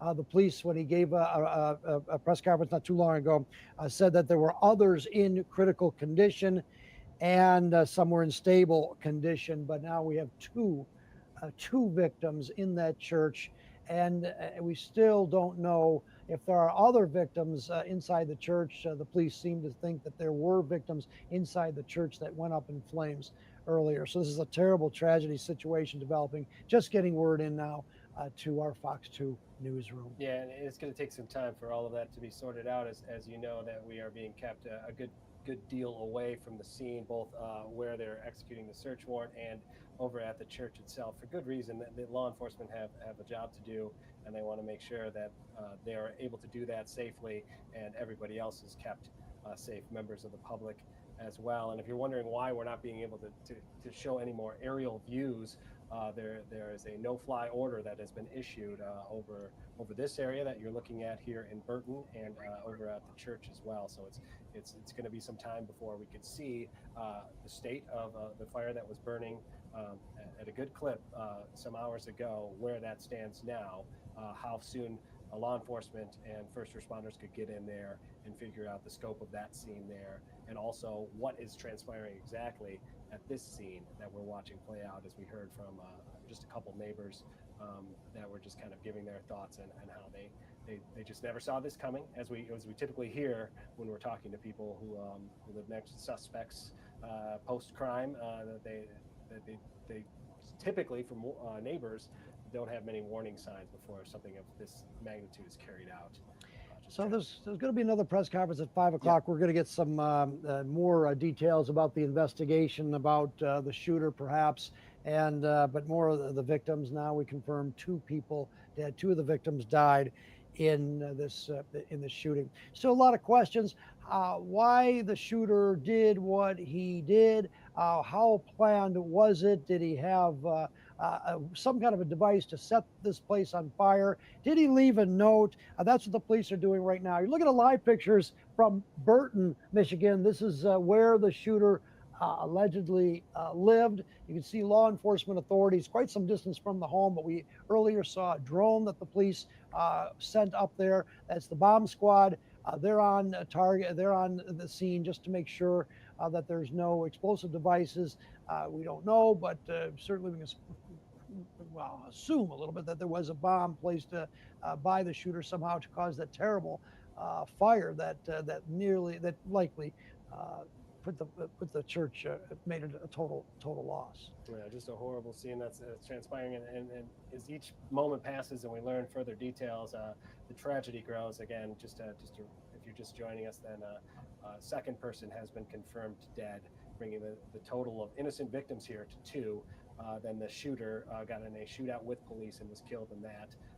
So that would be three fatalities, 7 others at least that were injured, taken to area hospitals in various degrees of seriousness. But we know this shooter must have planned this. The shooter did this while a service was going on, in which the police say hundreds of people were at that service. He deliberately smashed his car through the front door, got in, and started shooting. We know 10 people total victims. Now 2 have died, at least another perhaps more in critical condition, and some in stable condition. Somehow the cops get on the scene, they started firing, and they in fact killed the shooter. But he deliberately did this during a service on a Sunday, of which hundreds of people were there.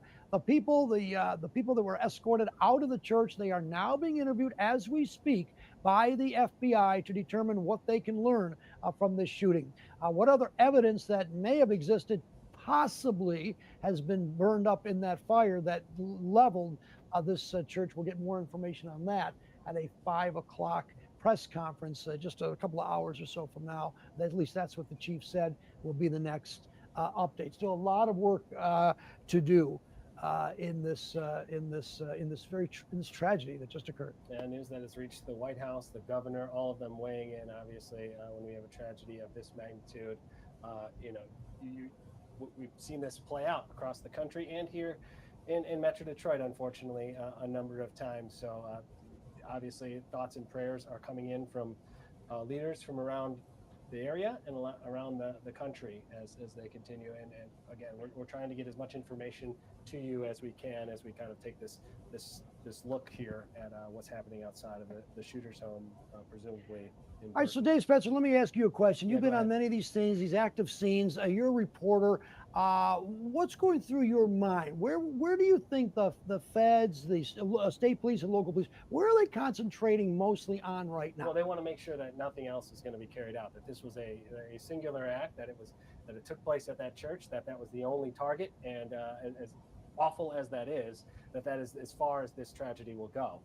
And hopefully that is the case. Now, every indication from what we heard from law enforcement is that will be the case.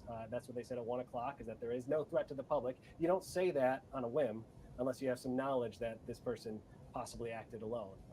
Now we see this huge police presence that indicates that they want to make sure that they're right on their assumption that there is no further threat to the public. And obviously, when we hear of more deaths coming and the fact that we can't get inside that church, law enforcement can't get inside that church and find the true scope, that is where your concern grows. How far reaching will this be?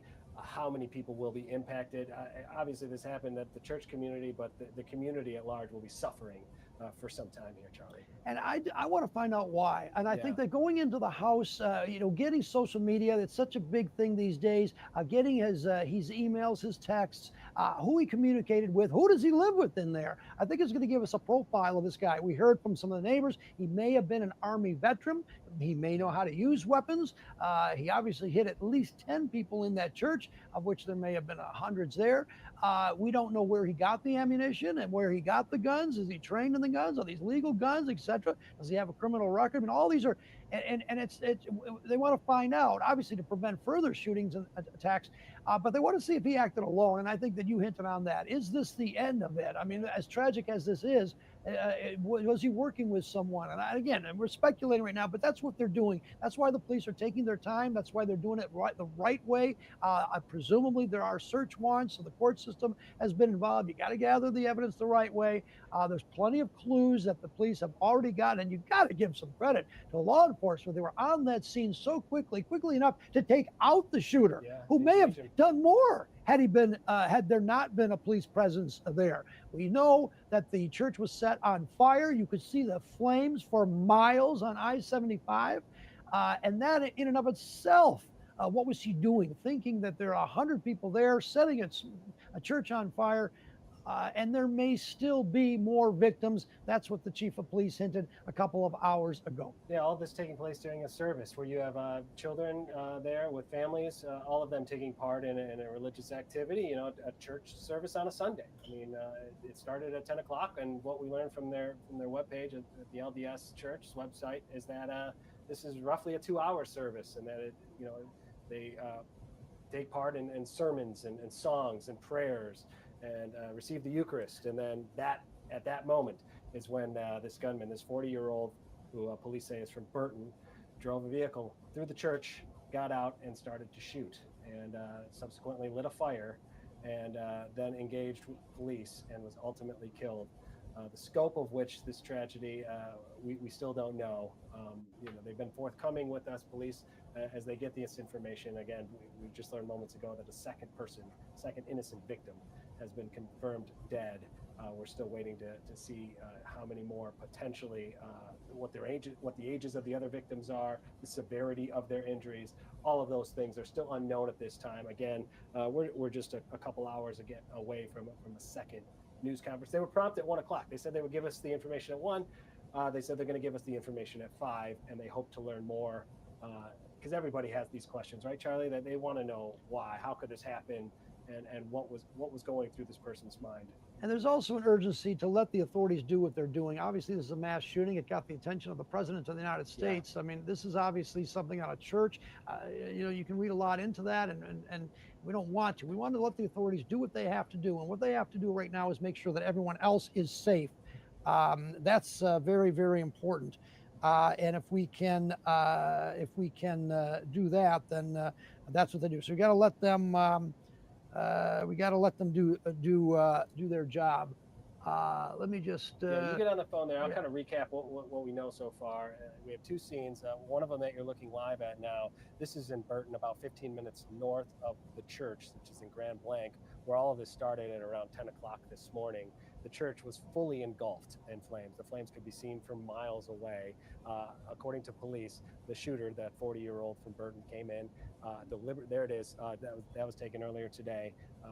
Just massive flames as the entire church is engulfed. We know that hundreds of people were presumably inside for a church service, and that some of them might not have been able to escape that. And that is kind of where we are in that holding pattern as we wait to learn more information. Is how many more victims are there?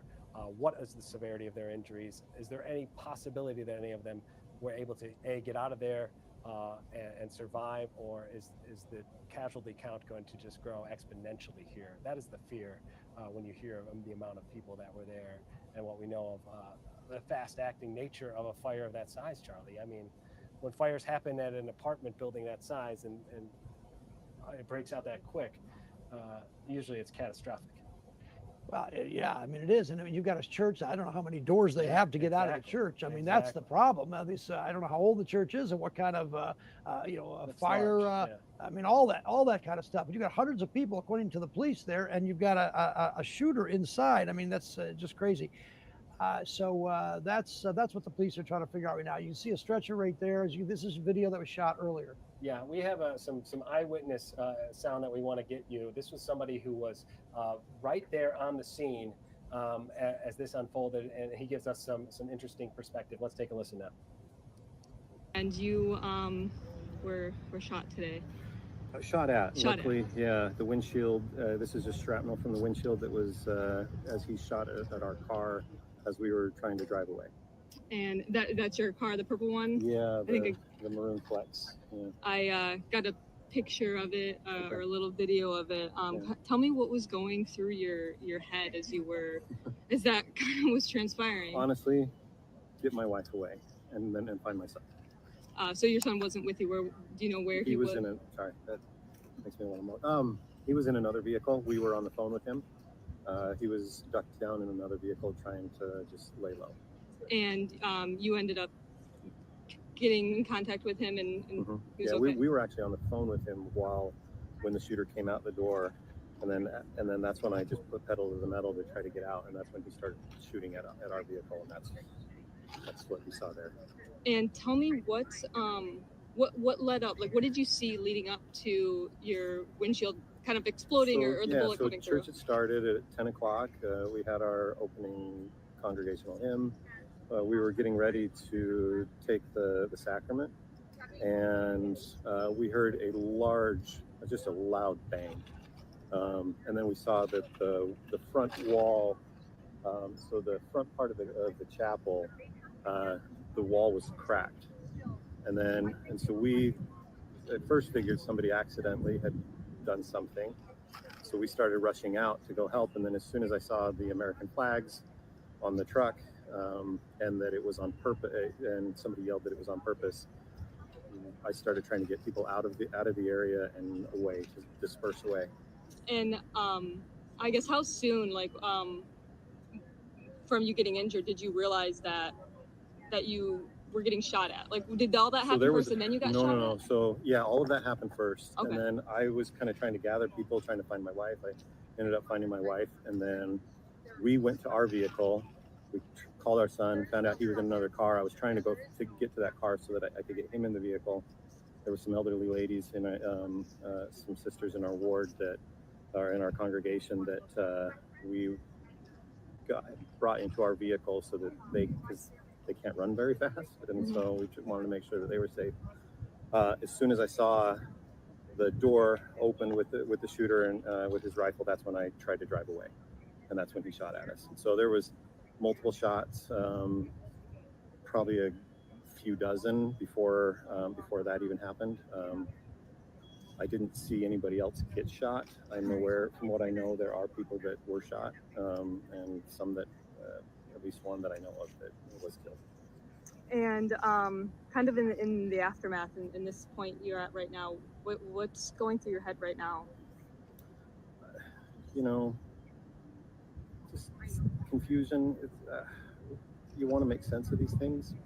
You never will. It's you know, it's a mental illness, I'm assuming. It really can't be anything else. So there's really not a way for us to, you know, over the next few days, people are going to say, oh, it's because of this and because of that and because of this. And the reality is, yeah, it's just, I'm sure it was just some individual who's sick in the head. None of us recognized this guy. He came in with camel pants and an assault rifle, and yeah, so And confusion and just sad.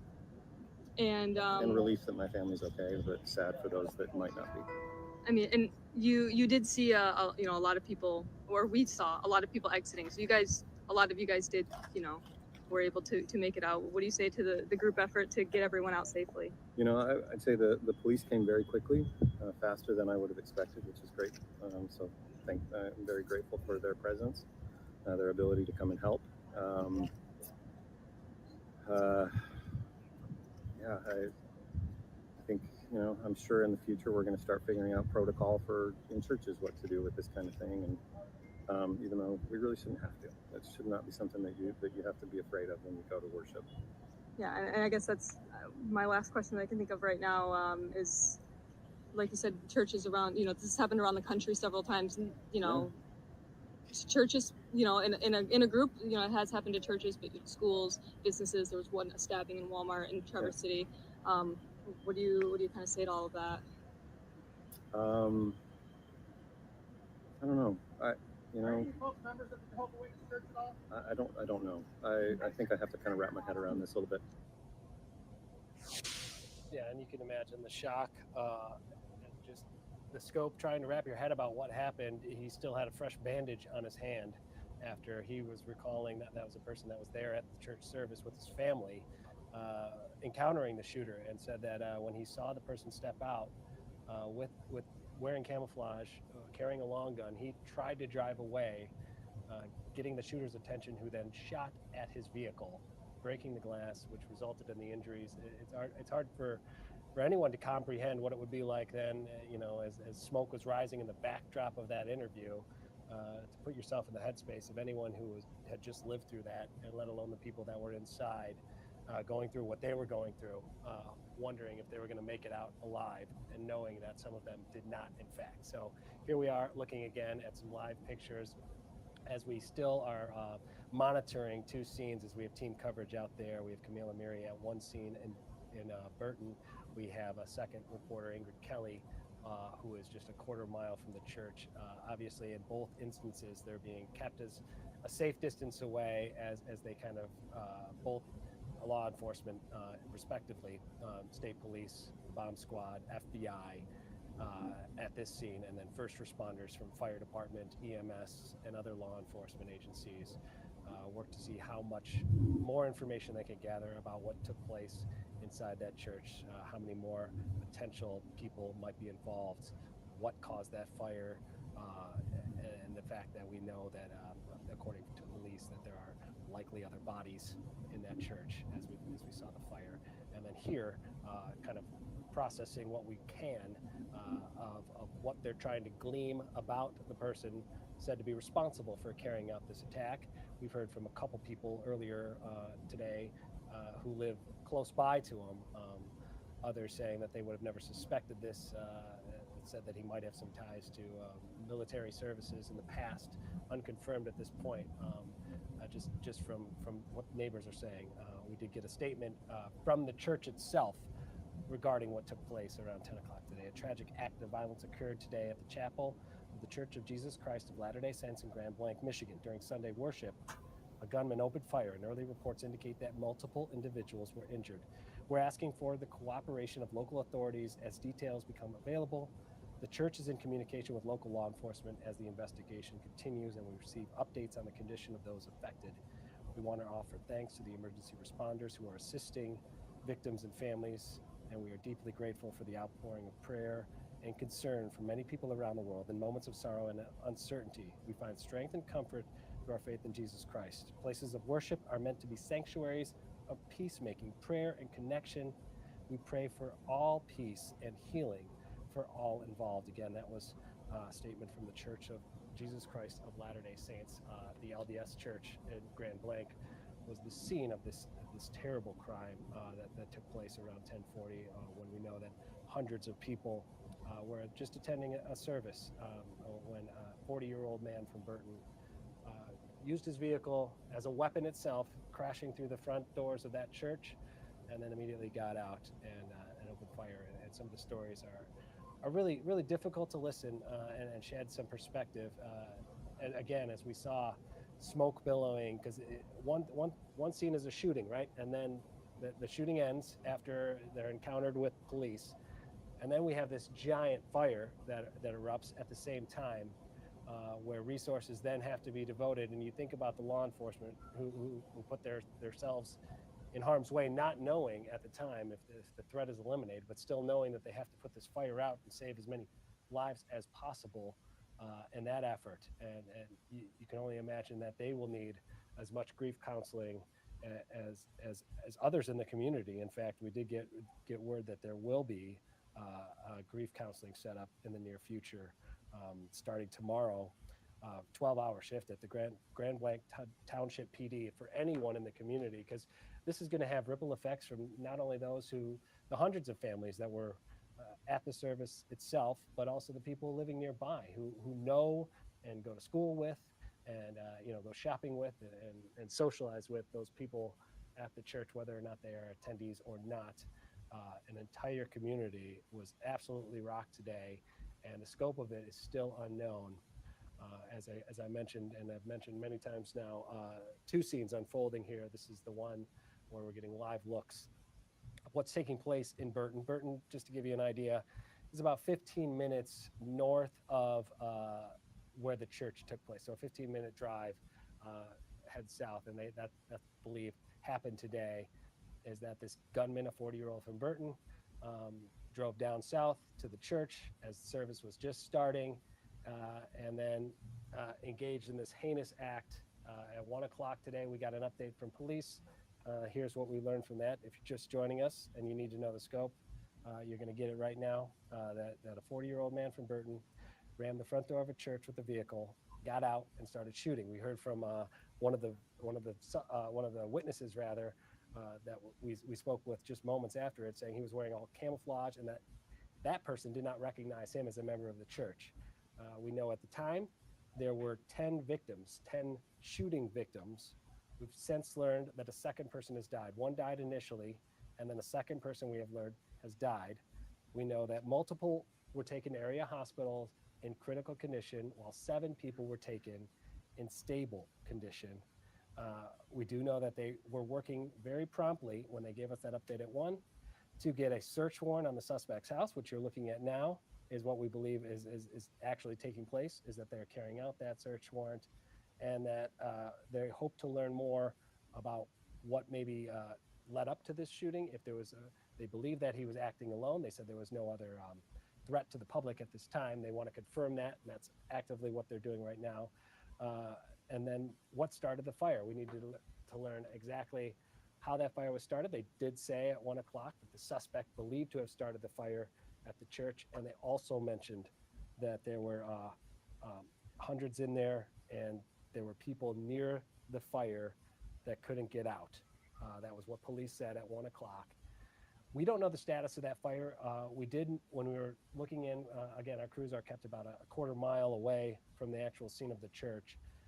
And every time we would check in with the camera view from that angle, the smoke was less and less. There was still some haze, but they want to make sure that everything is definitively out before they go in and assess the scope of it. The last thing they want to do is put themselves in any further danger.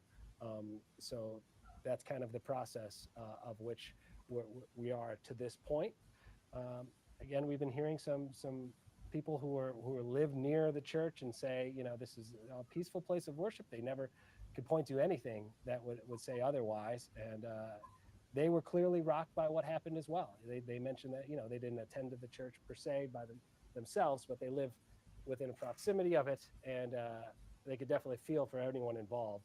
Anytime this something happens of this magnitude, you definitely know that it has ripple effects, and that's exactly what we're seeing taking place right now. We know we're hearing a lot of people from the local level and from the national level weighing in on what transpired.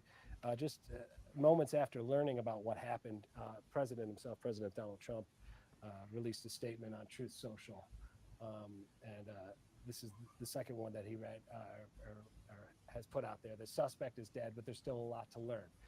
This appears to be yet another targeted attack on Christians in the United States of America. The Trump administration will keep the public posted, as we always do. In the meantime, pray for the victims and their families. This epidemic of violence in our country must end immediately. That was the statement put out by the president, and we know that Governor Whitmer also, shortly after learning what happened, issued a statement herself. It says, "My heart is breaking for the Grand Blanc community. Violence everywhere, especially in a place of worship, is unacceptable. I'm grateful for the first responders who took action quickly. We will continue to monitor this situation and hold the Church of Jesus Christ of Latter-day Saints in Grand Blanc close in our hearts." Of course, this was all, that's all pretty much anyone can do at this point is say that action will taken. Action will be taken as a result of this. And for those of you who might be just tuning in now, maybe you were watching the lines and you want to get up to speed on what's going on here, we're going to go ahead and play what we know to this point from law enforcement, who gave us a news conference today at 1 o'clock. Take a listen to that. Gunfire just started to happen. Robin, it looks like we're gonna take this live. This is the press conference here. We'll get more information and we'll come back afterwards. Let's listen in right now. Make sure that everybody's ready. Everybody ready? Hi, I'm Grand Blanc Township Police Chief William Rennie. That's R-E-N-Y-E. Here to give you some preliminary details on an incident that happened earlier today at 10:25 a.m. within Grand Blanc Township.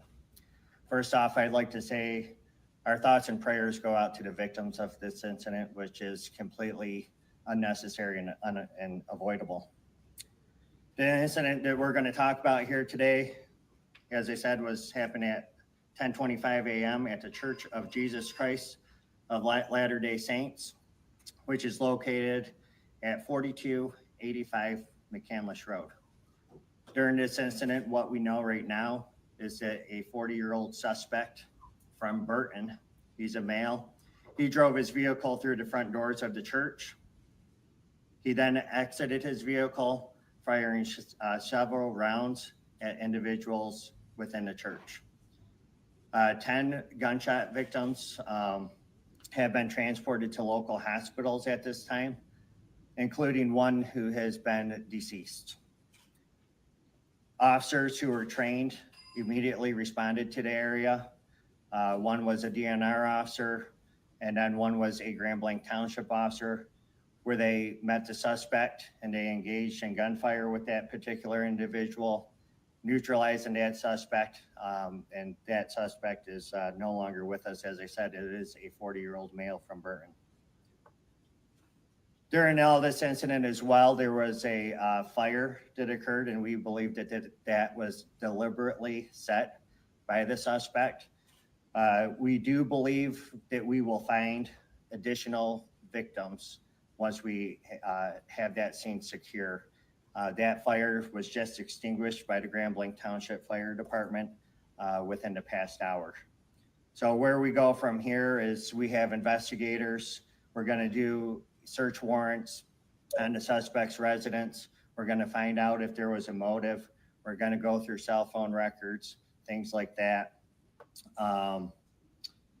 We had the FBI, they're devoting 100 agents to this area because, as you can imagine, there's a lot of witnesses that were within the church, and that is a lot of witness information, statements that we have to obtain. So I'd like to thank all the agencies who responded, the City of Grand Blanc, Genesee County, Oakland County Sheriff's Office, Flint Township Police Department, the DNR, the State Police, and the ATF.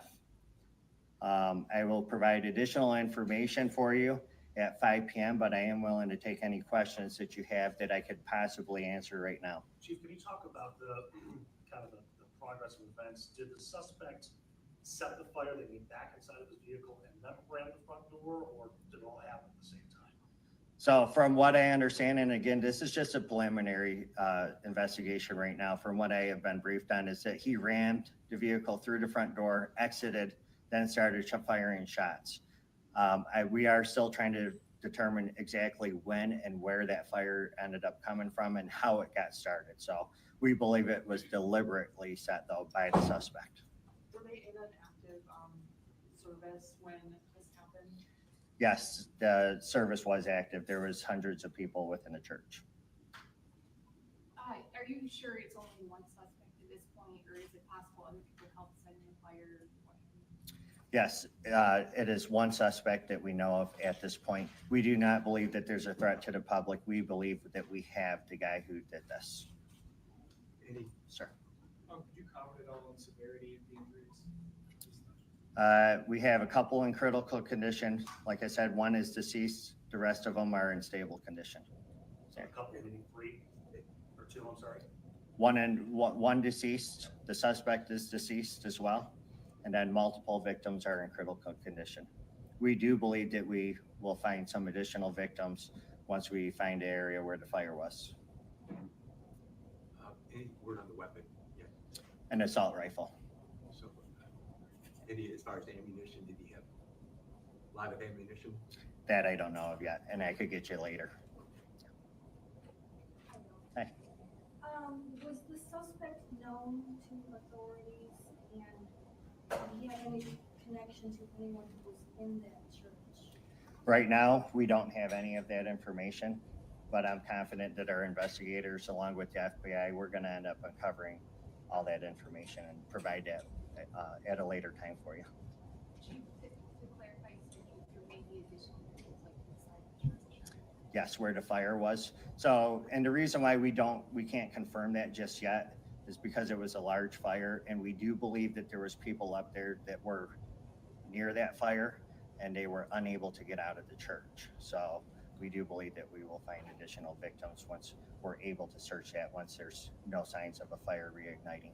So do you believe that the victims that are still there, they succumbed to fire injuries or gunshots, or you're not sure? That I'm not sure, but I could provide all that information hopefully at 5 p.m. Shots were fired. Shots were fired, yes. You had no idea how many. No idea how many at this time. Can you Sure. describe the church? Is there like a worship area that gathering space or something like that? That I have not been in, so I can't tell you the layout. Chief, can you kind of describe the process of how things change for tactical response when there's an active fire? Every training I've seen, it's always been a building that has not been on fire. So how do you deal with an active shooter when you have that situation happening as well? Well, we are here at Grand Blanc Township, and there's a lot of agencies within the state of Michigan. We are specifically trained to go right to the threat in an active shooter situation. And I'm proud of my guys and the DNR who responded to this scene, who immediately took that suspect out, so there was no additional victims. So it was a great job by our staff. Okay. So I- it was a law enforcement officer that neutralized the suspect? Yes, there was 2 law enforcement officers involved. I will be back here at 5 p.m. to give you additional information and hopefully answer some of the questions that you guys went over here today. So, okay. Supervisor Bennett.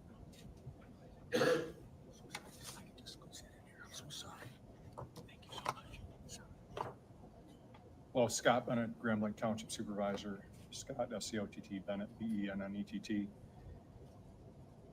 First, let me say we are heartbroken.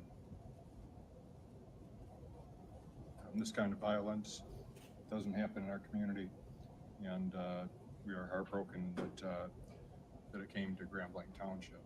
And we're going to do everything we can to support the families, the victims, and our community getting through this situation. And it's something that no community ever wants to have. And we're going to do our best to do everything we can. We appreciate the outpouring of support from our elected leaders from both national and state and offering their assistance. And we probably will take them up on their offers. So we appreciate that very much. And we appreciate the community reaching out to us also. So the details are yet to come, as Chief Rennie has said, and we'll wait for a little bit later today when we have the rest of the situation assessed. But it may take a little while to do that. But thank you for all the support, and I'm sure that the families and the victims are going to need that.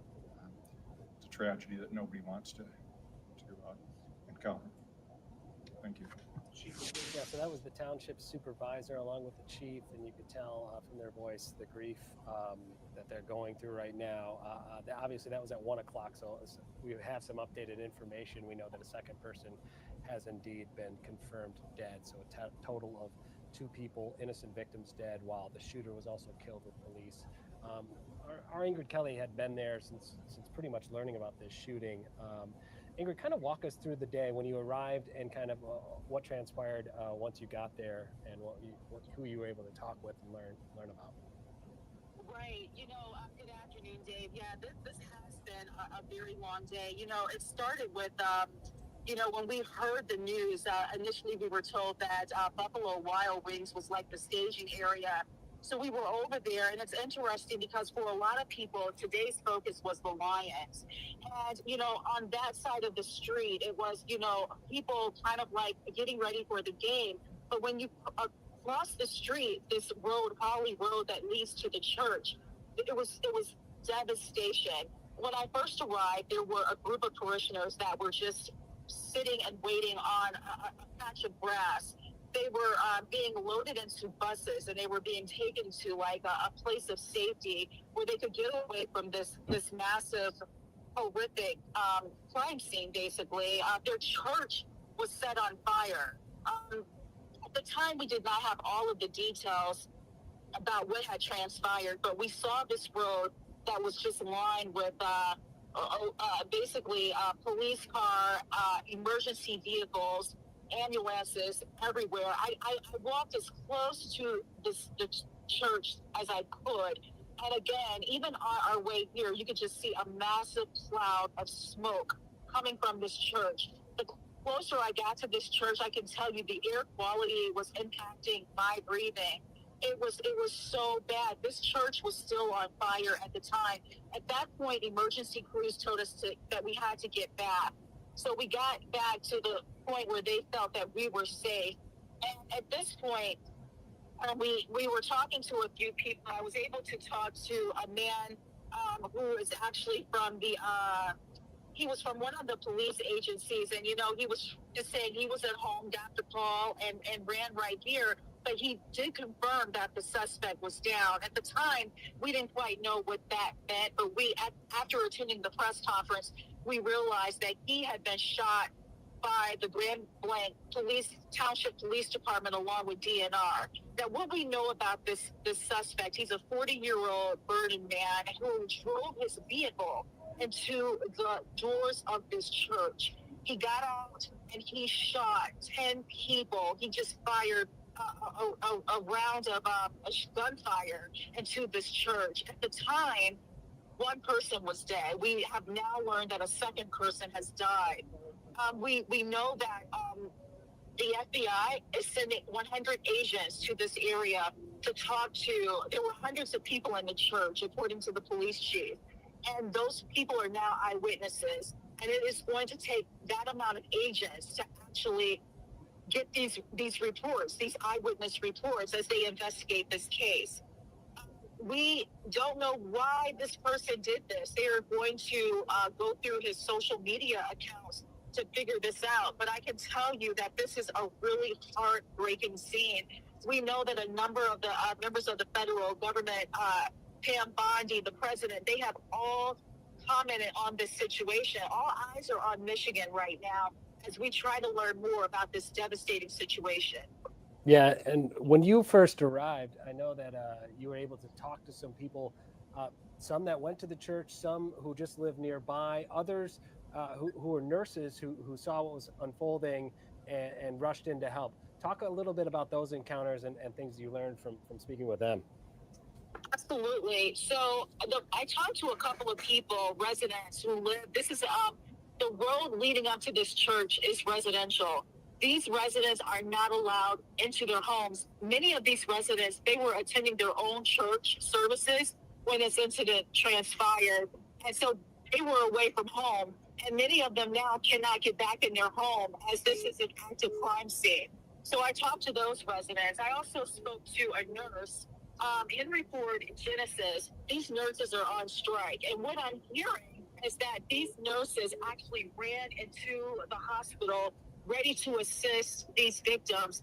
Now, administration, the hospital let them in and they were ready to go to work, but administrators, as I am told, said that they could not participate in the workday because they are on strike. So then those nurses went back over to the scene so that they could actually help the people that were still over on the church. They did the best. But one nurse who I actually spoke to, Tara Duval, she's an RN on strike. She told me she could not go into details, but many of her coworkers were actually attending that church service. And I mean, people are devastated. We do know that officials believe that there are people still trapped inside that church because where the fire actually took place, they believe that those people were trapped and unfortunately probably deceased. If you've seen the images of this church, it doesn't exist anymore. I actually also spoke to a member of the church. She is a member of the Church of Latter-day Saints. She's been to this church before. We did not talk to her on air, on camera, but she did tell me she attends the one in Flint. And she told me that she had to back away from the church a little bit because as much as she loves the people who attend there, she felt that some of the messages that were coming from the church were a little outdated. She felt that primarily for women, and so she had kind of backed away a little bit. She couldn't talk to us on camera, but she did share that message. Her name is Brianna Fleetwood. So yeah, it's been a crazy day. It started out for us talking about the Lions, and we were at a a retail store born in Detroit, and for a lot of people, we were hoping just to celebrate a win, and then to actually get this information about an active shooter situation and Grand Blanc just.